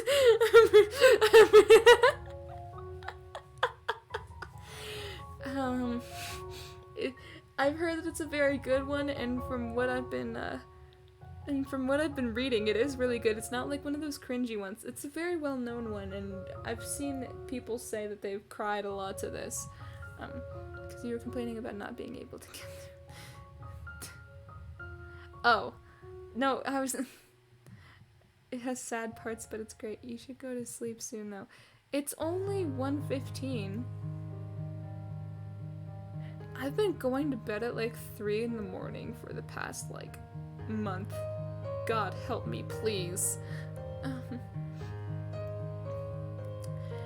But I'm probably gonna be done after chapter 2, though, but, we're like a third of the way through the chapter.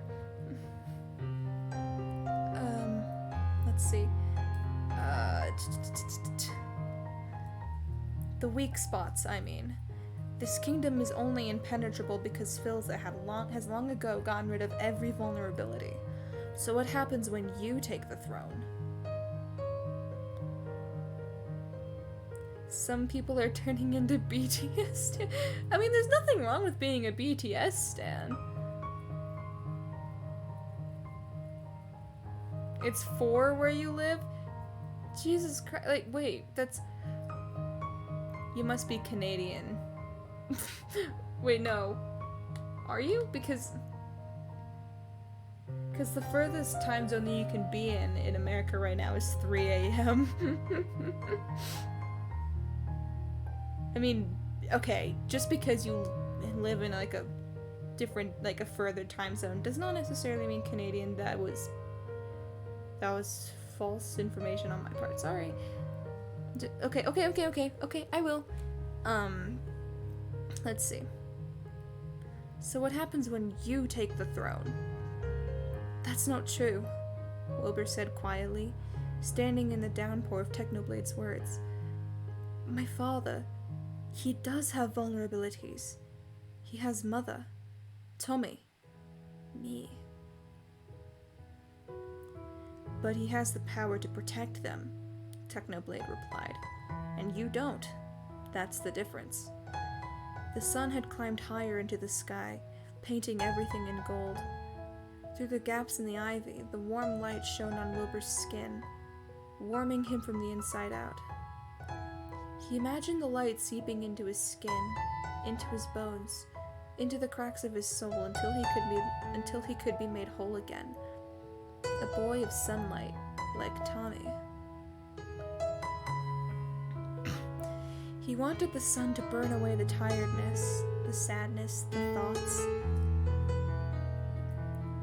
Do you want me to change the music? I was trying to make this more like somber, but I don't know what to change it to. Anyway. He wanted the sun to burn Technoblade too, with his harsh words made harsher by their truth. You're okay, Candy. Wilbur took a shaky breath, letting the fresh air in and trapping it in his lungs for as long as he could. Then he let it out. He glared at Technoblade, then got into position. Fine, he spat. Do your worst. Wilby, you look like trash, Tommy said brightly over a plate of eggs. Tommy, Father scolded. No, Technoblade mumbled through a mouthful of meat. The boy's right, Phil. Wilby does look like trash. Wilbur groaned at their remarks, and then groaned some more when the movement made his ribs feel like they were cracking apart. Bruises were already starting to form up and down his arms from the various times Technoblade had knocked him to the floor. He couldn't even reach for his utensils without pain lacing up his side, and so his breakfast remained tantalizingly out of reach in front of him.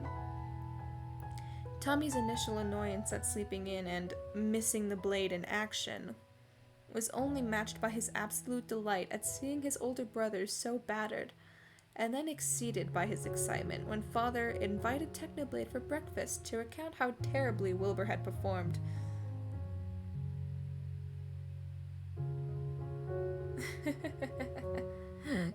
Cool.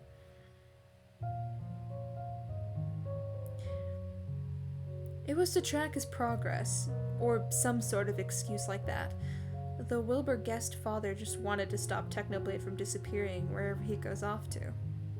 Like last night. Did he cry?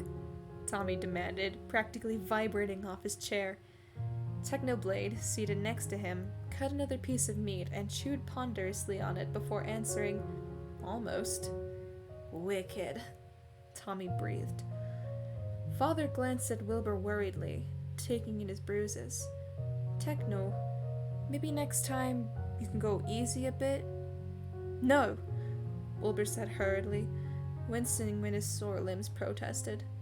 No, I told him not to hold back. Father raised an eyebrow. I doubt that. No, really, I need this, Father, Wilbur insisted.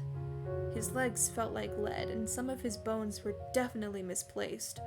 But by the end of their 5-hour session, he'd learned where to strike to kill and where to strike to incapacitate, how to block attacks as much as deal them, and how to fight off stronger opponents. Which for you... Which for you would be all of them, Technoblade had said as he righted Wilbur's grip on his rapier. Let the boy bruise a little, Phil, Technoblade said now, downing a glass of wine. Wine in the morning? Okay. It's good practice. Good distraction, too. Distraction? Water.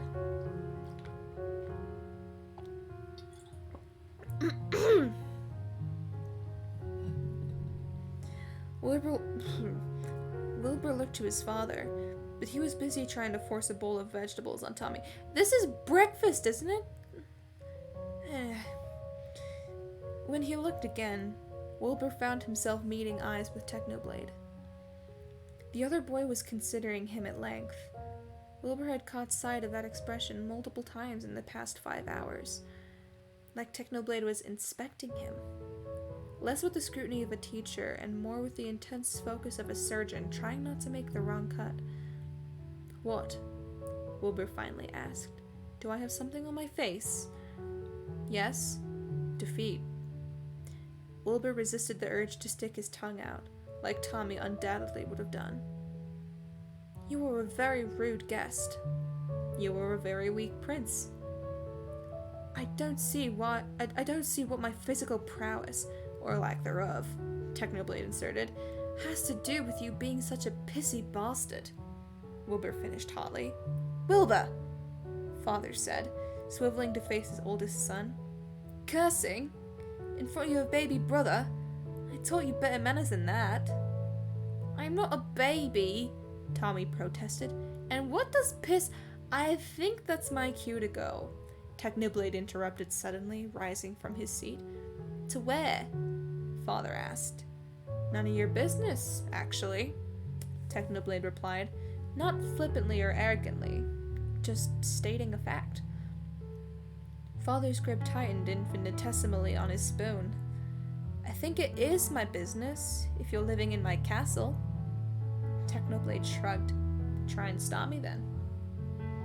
They stared each other down, the king and his visitor, red eyes on blue. A moment passed, then another. Father did not move. That's what I thought, Technoblade scoffed, and then disappeared in a whirl of fur and scarlet silk. Wilbur glanced at Father, trying to gauge his reaction. Father had never seemed truly old, but in that moment, it felt like Wilbur was watching him age 1,000 years per second. Who is he, really? Wilbur asked before he could lose the nerve. Father blinked slowly, as if coming out of a dream. An old friend, I told you. From when? He can't be that old of a friend. He's just a teenager. When did you meet him? That's a fair assumption to make, Gray. But I'm pretty sure he has blue eyes. But if he doesn't, I'm assuming because of the fact that that this story describes him as having golden hair, Phil's character in this is more based off of his Minecraft skin. Let's see. He can't be that old of a friend. He's just a teenager. When did you meet him? Wilbur repeated.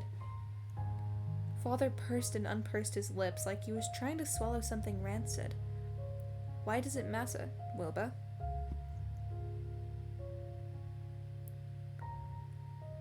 He's not ginger? Interesting. Because you look at him like you look at me, and I don't know what to make of that. Father's gaze pinned Wilbur to his seat, even more than the soreness of his body did. Even Tommy had fallen quiet, sensing, in the way that younger siblings do, that his brother was in the sort of trouble that required absolute silence. And how do I look at you, Will? Father asked. Like I disappoint you. Like I did something to hurt you and you're sad I can't remember what. Wait, no, he's not. I know. What? Oh, he... It doesn't matter. Wilbur mustered what was left of his strength and rose from his seat. My other non-violent tutor's awaiting. If you'll excuse me, Father. Tommy? Tommy stared back at him wide-eyed. Father only sighed. It's a long story, Wilbur, he said with infinite patience. Wilbur would have preferred he screamed. And not one you're ready to hear. Either of you, he added, giving Tommy a reassuring smile. But one day, Sure. Wilbur turned from them and began to walk away. One day. Whenever that is. He expected a rebuttal, or perhaps wanted one. But as always, there was nothing left to say. Wait, stream really changes the vibes element. True. Every morning, Wilbur would pull himself out of bed and head down to the gardens, where Technoblade would always be waiting. Even after the times he threatened to leave, and the times that it looked like he was truly going to. Oh, stream delay changes the vibe. True. Technoblade would walk Wilbur through his stances and correct them by demonstrating how exactly it could be turned against him.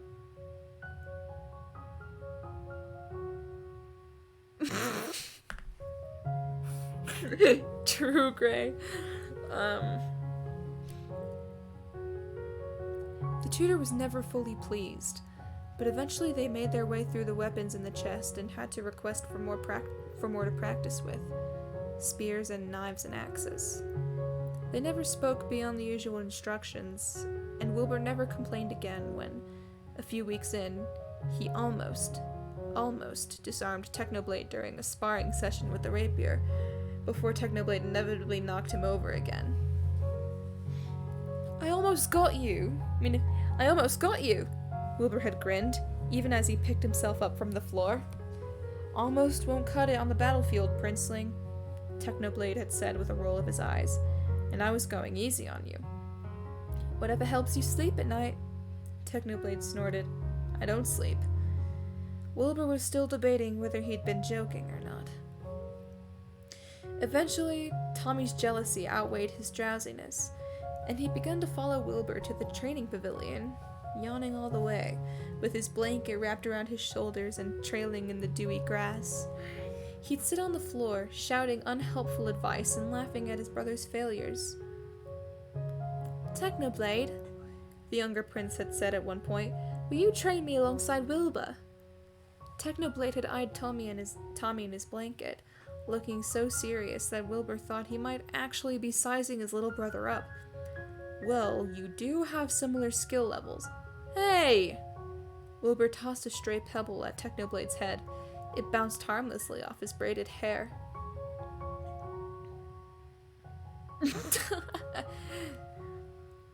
I want to be strong like you, Tommy said, uncharacteristically solemn as he stared up at the older boys. And like Dad. He raised his gangly arms up to them. Look at these, Technoblade. They're pulsing with potential. I have never heard any 6-year-old use that kind of vernacular. This is not accurate. Okay. Technoblade arched an eyebrow at him, an amused smile tugging at his lips. Little Prince, you are years away from needing to learn it. You are years away yet from needing to learn anything. Your brother's training so you don't have to. Understood? Same, Gray. I could never. Tommy pouted, but nodded. Wilbur stared at him, feeling as if he'd just witnessed the taming of a wild beast. He glanced at Technoblade, who had walked over to one corner of the pavilion to stretch.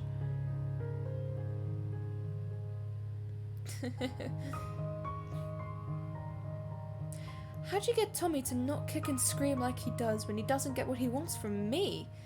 Wilbur called out. I don't kick and scream, Tommy huffed. I let out a manly whine. It's probably because he respects me and not you. Rain what? That is unfathomable. It's probably because he respects me and not you, Technoblade replied curtly. Wilbur whirled on his brother. Is that true? He demanded with faux hurt. Excuse me. Jeez, what is up with my... let's see. Tommy shrugged. I'd respect you more if you weren't reading all the time. I'm not reading now, Wilbur said at the same time Technoblade called. I know how to read too, just to put it out there. Afterwards, they would eat breakfast together. Sometimes it would just be Wilbur, Technoblade, and Tommy going over the practice session. Technoblade with his dry corrections and Tommy with his enthusiastic, albeit often inaccurate input. But often Father would join them, and Wilbur would be lying if he said he didn't feel a bit validated whenever Technoblade praised, or as close as the man could get to praise, his improvements in front of his father. Makes it easier that way. All of my writings just sound like an English essay with a word limit. Yeah. I mean, I don't know if I have a similar problem, but it sounds accurate.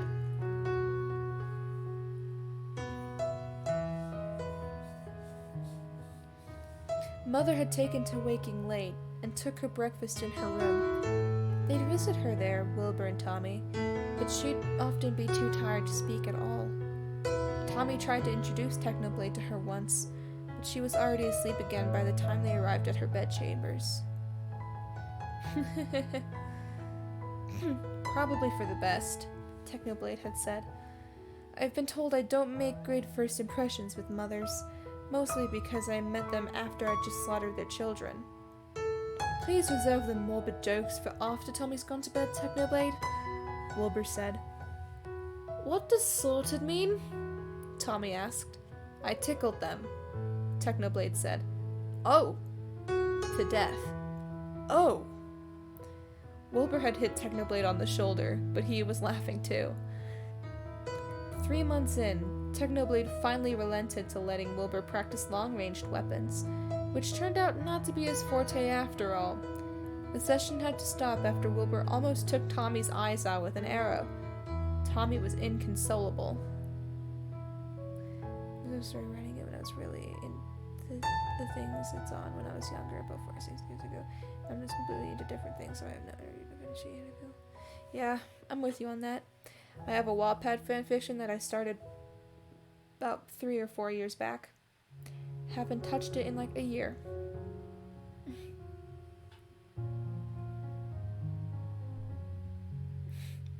It is really sweet, isn't it? Please don't tell Father, Wilbur begged as he kneeled in front of his wailing brother, wiping Tommy's cheeks as fast as the tears came. It was an accident, Tommy.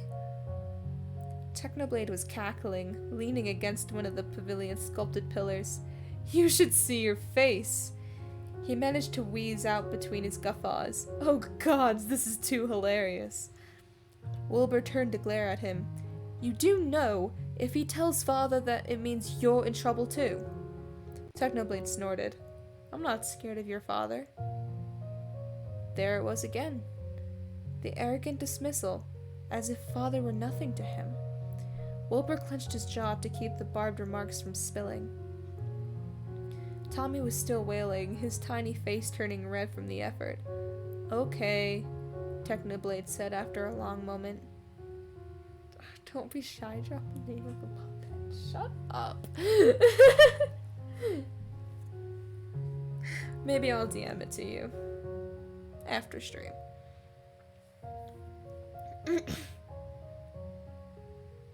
Okay, Technoblade said after a long moment.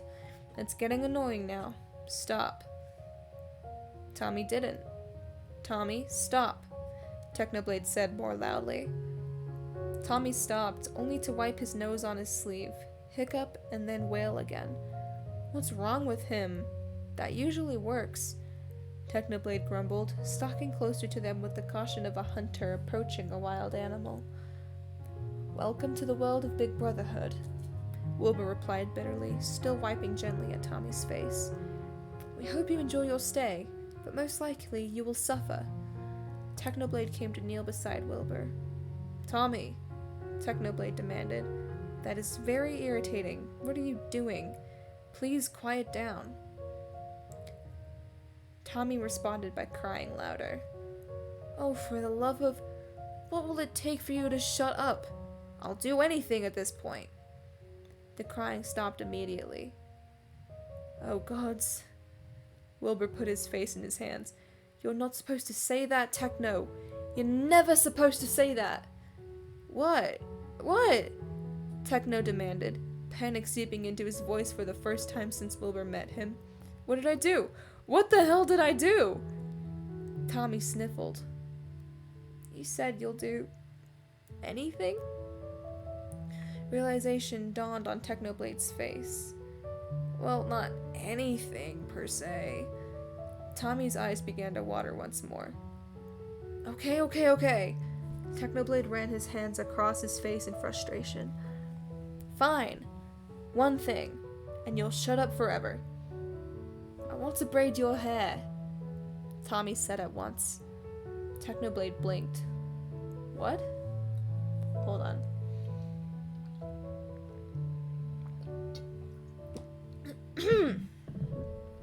Jesus, my throat is getting sore. I mean, not necessarily sore, but more of scratchy, you know? What? Wilbur echoed.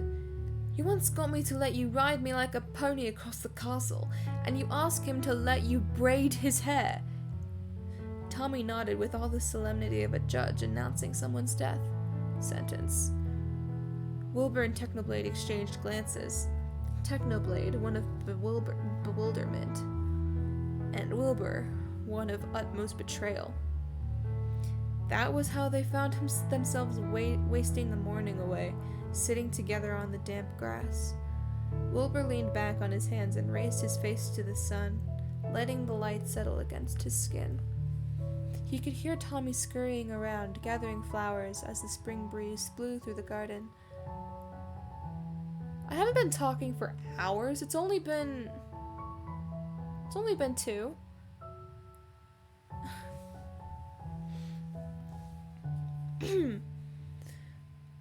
Where was I? Oh, yeah. For a moment, all Wilbur could feel was a sudden, all-consuming affection. Not for anything in particular. For everything. For the brilliant spinning wheel in the sky turning everything into burnished gold. For the soft dirt beneath his hands. For the air in his lungs and the pollen on his tongue. For the distant sound of his brother's footsteps. For the boy sitting beside him that, against all odds, Wilbur found he might actually like beyond mere tolerance. Shush. For the levity that had started to chase away the more exhausting thoughts. He cracked one eye open and found Technoblade staring at him again, with that all-too-serious look.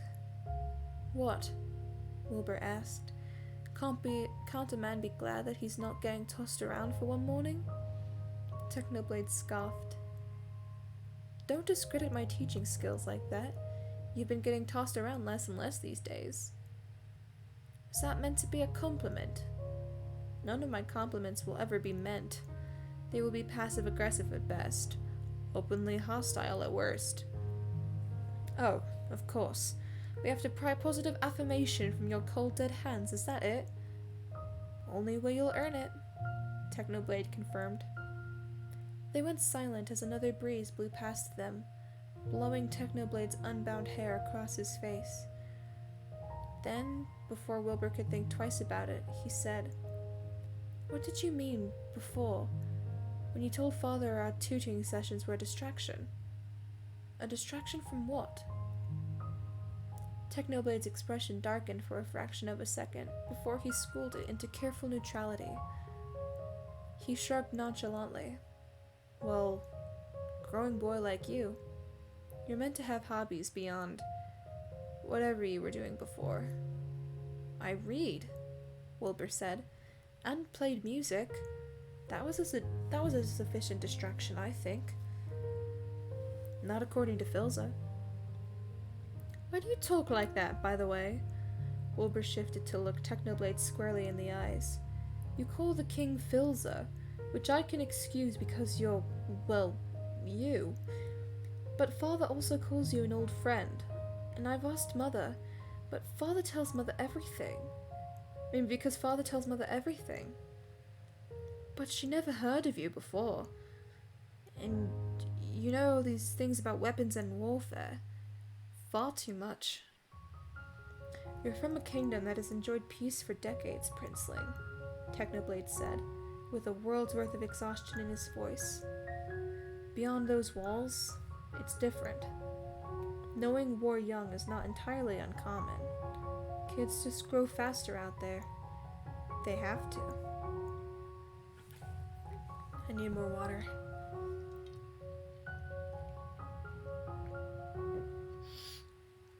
Shit.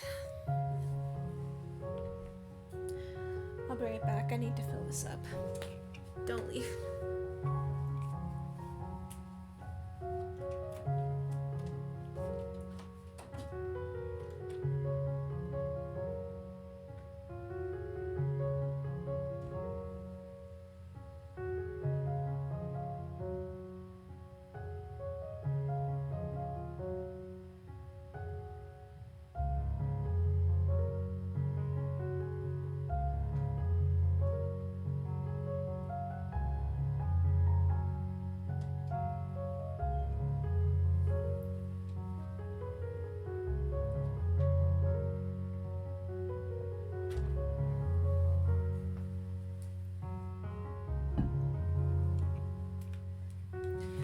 I say don't leave. That sounded so desperate, Jesus Christ. Wilbur just smiled and waved, no need to know.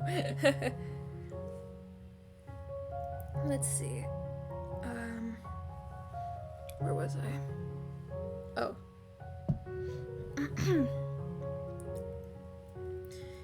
Wilbur took fistfuls of grass and threw it at Technoblade's face. Technoblade, unamused, simply blew the grass from his face. Very mature, Your Highness, Technoblade said dryly. You are being all sad again, Wilbur muttered, pulling his knees up to his chin. He looked up just as Tommy came toddling towards them, his arms a burst of color. Yellow alstromerias, white daisies, purple malvas, and freesias the color of Technoblade's hair. Oh, gods, Technoblade groaned as Tommy dumped his collection before them proudly. Tommy grinned as he kneeled behind Technoblade. Dad used to braid Mama's hair all the time, before she got tired. He taught me how. Technoblade turned towards Wilbur. Should I be worried? Very, Wilbur said sagely. At least he doesn't have scissors this time, he added, recalling a particularly incensed butler who'd foolishly offered himself to be Tommy's training dummy last year, and ended up with less hair than he bargained for. Tommy turned Technoblade's head away from Wilbur. Hold still, he ordered, beginning to take handfuls of Technoblade's hair, tugging them into place. The big words in this are very confusing. Yeah, I'm generally good with big words, but that one I had never heard before. Yeah, before she got tired. So yeah. Ow! Technoblade said after a particularly harsh pull. Sorry, Tommy said cheerfully, and began to braid in earnest. Wilbur sat back and watched them in silence, his ferocious tutor and his even more ferocious younger brother. The sunlight seemed to catch in the tangles of Tommy's hair, making it shine like a golden halo. Wilbur had never seen anyone as focused as Tommy was in that moment, working through Technoblade's hair, pausing only to debate on what flowers should go where. And Technoblade, for his part, did not move at all, or let out so much as a word of complaint, even when Tommy took time to educate them all on what exactly each flower meant. I could write a song about this, Wilbur mused, and then marveled at the thought. It was as if a block he'd been carrying for years lifted, and his art was now inches away from his hands. If only he'd brought his guitar with him today. Tomorrow, he promised himself.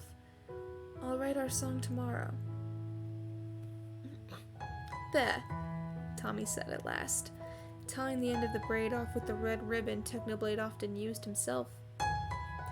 Wilbur blinked in surprise. Tommy, that's actually good.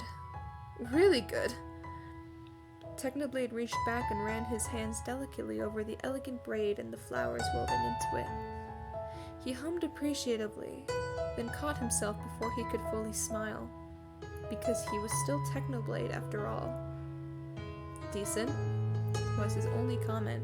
I'm not done yet, Tommy said, and produced one more flower, a single yellow rose. This one's my favorite, he added as he gently tucked the flower behind Technoblade's ear, the one that had the emerald earring that Wilbur had found so familiar. Because it means friendship. Technoblade stiffened. His mouth opened and closed, like he was trying to breathe but forgot how, before he finally said, Are we friends then? Tommy stood and brushed grass from his pants. Well, obviously. Obviously? Oh, hey! The sudden excitement in Tommy's tone caught both Technoblade and Wilbur's attention. He began waving to someone in the distance, his smile as bright as life itself. It's Dad and Mama! Mother? Wilbur was on his feet at once, his heart hammering in his chest. This is so wholesome, I'm scared for when it gets angsty. I have a feeling it's going to be getting angsty right now, but I don't know. Mother? Wilbur was on his feet at once, his heart hammering in his chest like a moth set aflame. Sure enough, there was Mother, out in the sun once more, for the first time in over a year. Wilbur took in a shaky inhale, not daring to breathe again, as if the image before him would dissipate like smoke. Mother, smiling at them as she walked arm in arm with Father through the garden. Oh, thank goodness she's all right. Tommy ran as fast as his tiny legs could carry him and launched himself into their mother's waiting arms. Wilbur couldn't ignore the brief flash of pain that flickered over his mother's features as she gathered Tommy into a hug. But neither could he help his relief at seeing her walk at all. Well, Technoblade said from behind him. Go ahead then. Wilbur turned to his tutor and, before Technoblade could protest, took him by the wrist and dragged him over to where Mother and Father were waiting. I need more water. Hold on a second. Oh shit, my headphones are slipping.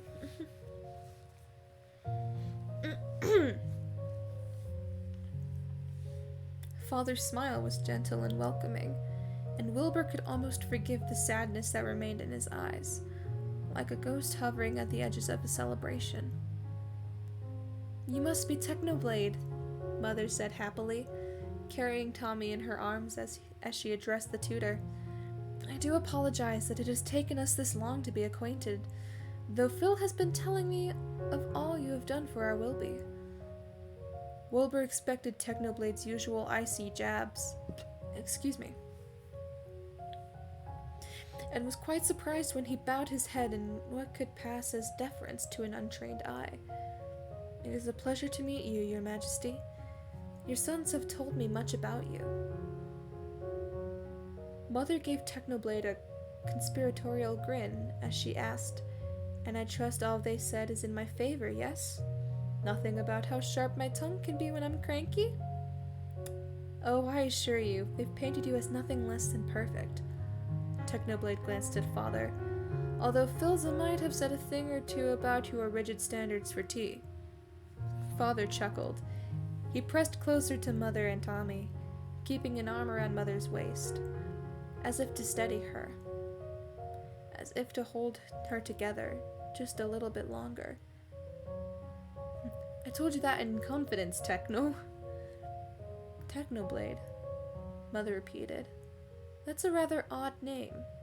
I said the same thing, Tommy added brightly, always eager to be a part of the adults' conversation. No. Hold on a second. Replay. What is this?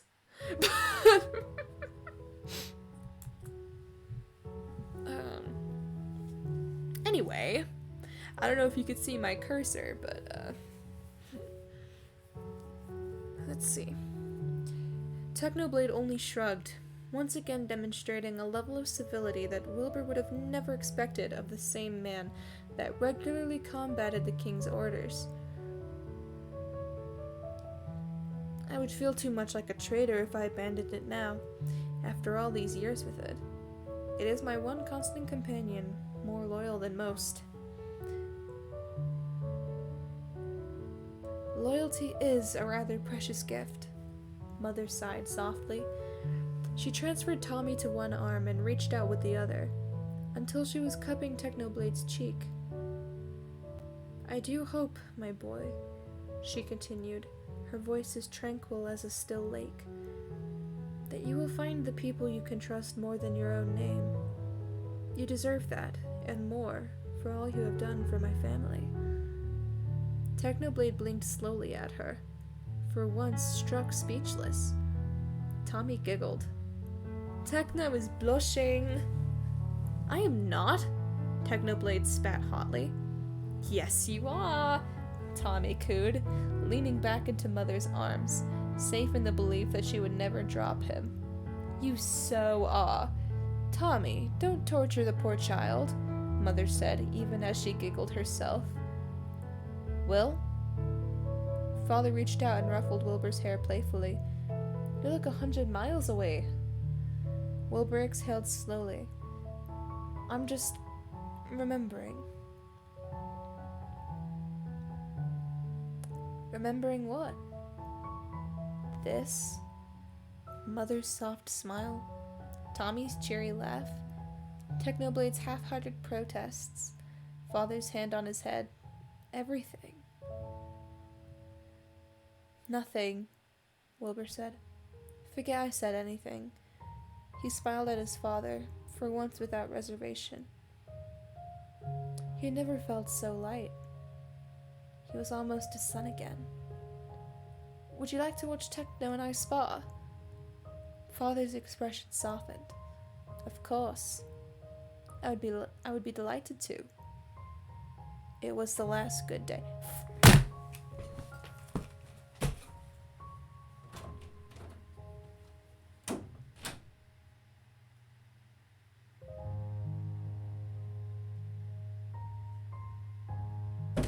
Don't do that to me, book! Oh my god, I thought my door mirror almost fell off the door. Hold on a second.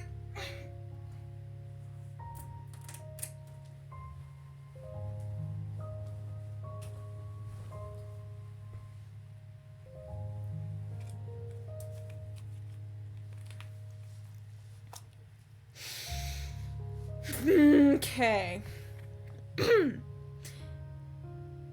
It was the last good day. The knock came at midnight. It dragged Wilbur from the comfort of a dreamless sleep.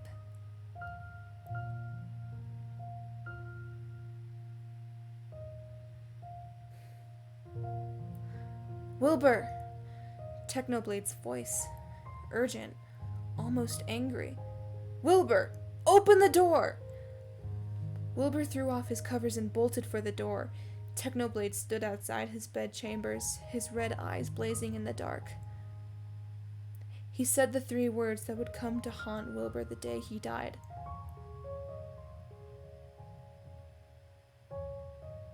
Please don't be she is dead. Please don't be. No, please. Please, no, please, no, please, no. It's your mother.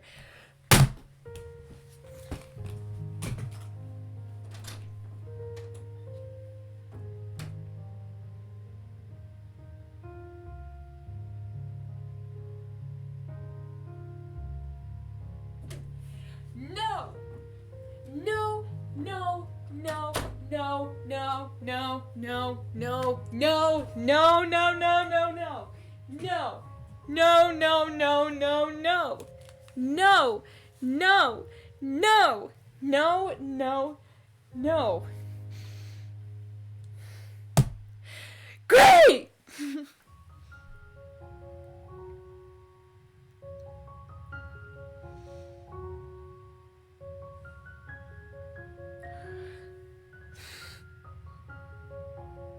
God fucking damn it. Okay.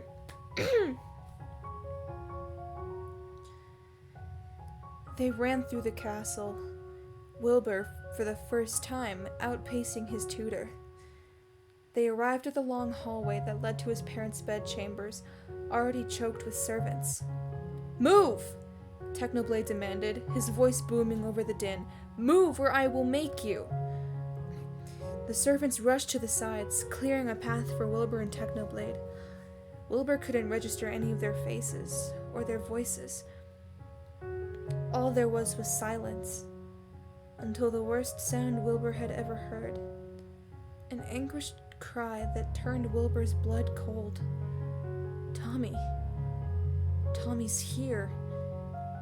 He burst into the room and found his brother curled into a ball by the foot of the bed. The bed where his mother laid, sleeping. No, not sleeping. Not sleeping. Not sleeping. Not sleeping. Wilbur could not breathe.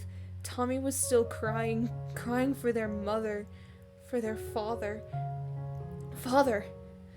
Wilbur's eyes scanned the room, but there was no trace of the king. No trace of the man who had just lost his wife. Tommy. Technoblade pushed past Wilbur and into the room. Wilbur could see him, could see it all, but it felt like watching someone else's life happen from leagues under the sea. Everything happened too slowly, too distantly. Technoblade kneeling by his mother, prying him off the cold floor. Tommy wrapping his arms around Technoblade's neck, burying his head into his shoulder and screaming. Screaming. So loud, too loud. Technoblade turning towards Wilbur, handing him something, pressing it into Wilbur's cold fingers. Wilbur looked down at his hands. It was a letter. Crumpled, tear-stained. By his own tears, he realized belatedly. Techno, it said. Tell the boys I'm sorry. And tell Wilbur he will be a better king than I ever was. The world fell out from under Wilbur's feet, leaving him suspended in the air, free-falling with no true end. No, he thought, or maybe said, or maybe screamed, No, this wasn't how it's supposed to go. Oh, said the voices. But this already happened before. Wilbur blinked, and blinked again. Father's gone? He said, not taking his eyes off from the letter. He left? Wilbur, Technoblade's voice rising above Tommy's agonized sobbing. Was that sorry? Was that worry in the other boy's voice? I found the letter slipped under my door, and by the time I came here, it was too late. Your mother, she was also gone? The letter began to shake violently. Or not the letter, Wilbur's hands. But she was just here. This morning, she watched us spa. She was smiling. She was alive. Techno. This was inevitable. Wilbur clamped his hands over his ears. Shut up! It was meant to be. Go away! Wilbur fell to his knees, pressing his hands tighter and tighter to block out the sound. I thought I'd gotten rid of you. You said you were going to leave me alone. A sudden pain laced up Wilbur's arm, and he opened his eyes to find Technoblade kneeling in front of him, his hand an iron grip around Wilbur's wrist. Tommy was gone. When did that happen? And the silence he left behind was almost as bad as the screaming. Come back to me, Wilbur, Technoblade ordered. Who do you hear? You? Wilbur said haltingly. He was not for this act, not for this stage. And the voices? Technoblade nodded, easing his grip on Wilbur's wrist. Thank you. I don't know where my brother is, but he and I sleep on the same level of the house, so I might be concerning him.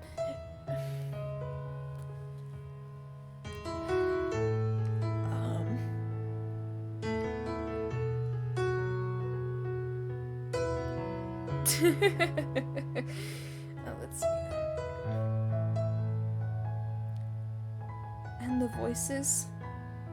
Technoblade nodded, easing his grip on Wilbur's wrist. I can help you. No one can. Wilbur squeezed his eyes shut, but all he could see was Mother's still form, Father's letter. Wilbur, look at me. Wilbur shook his head. I can't. Then listen to me. I can help you, Technoblade repeated firmly, because I have voices too. Wilbur's lungs began to ache with the quickness of his breaths. You do? He sounded like a child, seeking comfort from a distant figure, but there was too much pain to make room for shame. I do, Technoblade said, so breathe with me until they go away, and we can figure out the next step together. That was all they did. They breathed, in and out, and in again. Technoblade's hand on his wrist and the sickly sweet smell of rotting flowers keeping him rooted to the ground. to the universe, in and out and in again. And in between one breath and the next, Wilbur finally remembered where he'd heard the name Technoblade before. Father, Wilbur swallowed down a sob. He told me a story once, when I was young.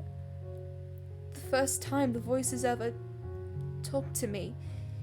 He told me a story about an immortal god who was doomed to hear voices in his head forever. A blood god. Technoblade. You're a god? Don't worry about that now. His voice was distant but kind. It doesn't matter. But I don't remember how the story ended. Exhaustion was a heavy blanket, weighing him down until he was leaning on Technoblade's shoulder. His throat felt raw, like he'd eaten broken glass. This story has no end, the voices said, but they sounded distant too. Tell me how the story ends, Wilbur begged, even as he felt the last of his consciousness slowly fracture into nothingness. Tell me you'll still be here when I close the book.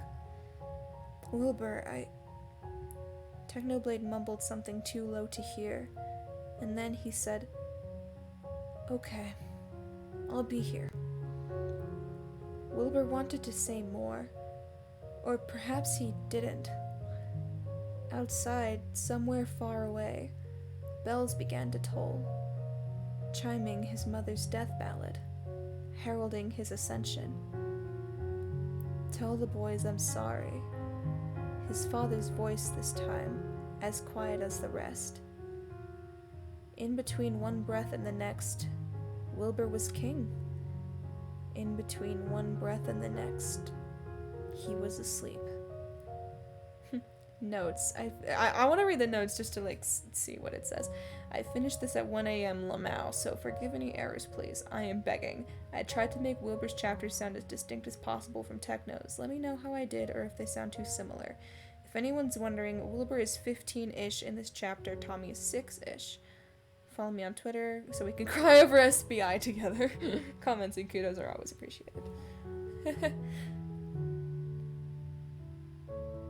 Shit.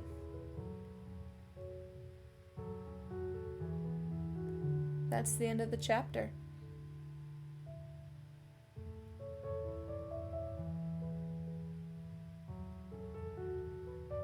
I kind of want to read another, but at the same time, I don't think my voice could handle that, and it is 2 in the morning, so...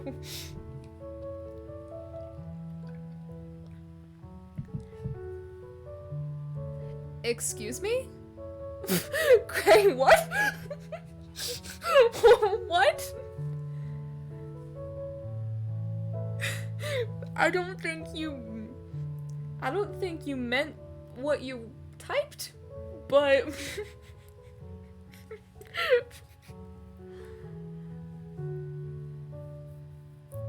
Trying to think about what you would be meaning.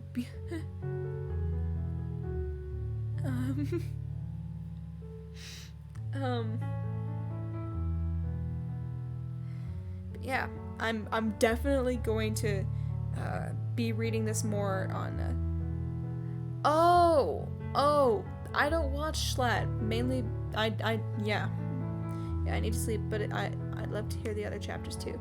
What did he say? Didn't realize that was a reference. Sorry. But yeah, I'm gonna end this here. Let me see if there's anybody I can raid.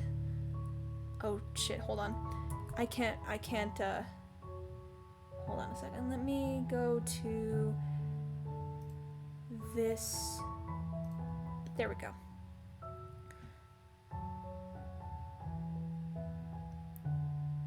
No, let it take a moment to load in.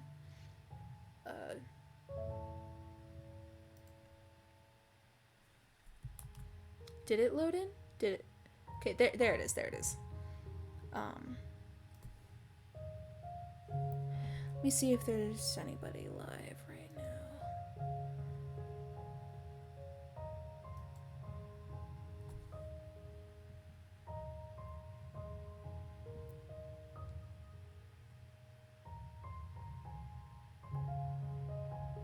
Hmm.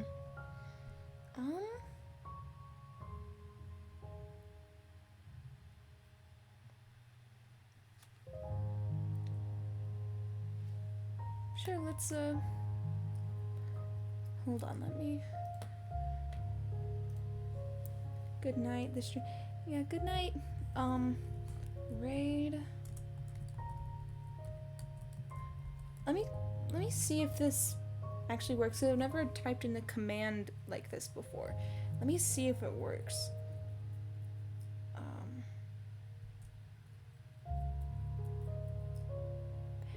That did not work. Don't mind me. Let me just do it the way I've normally been doing it.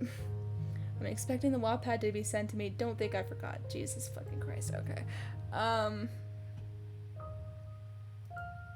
Let's read Annie Pants. Wait, what?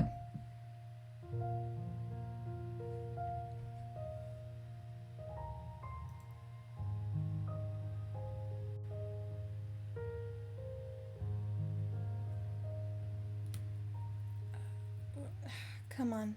There we go. I don't think I have bots enabled, now that I think about it. I need to figure out how to do that. But yeah, hope you guys enjoyed. Thank you guys for watching.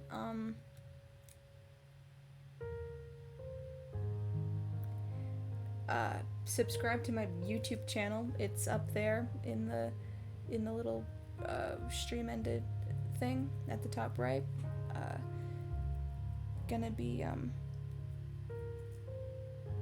uploading something on there probably, hopefully soon.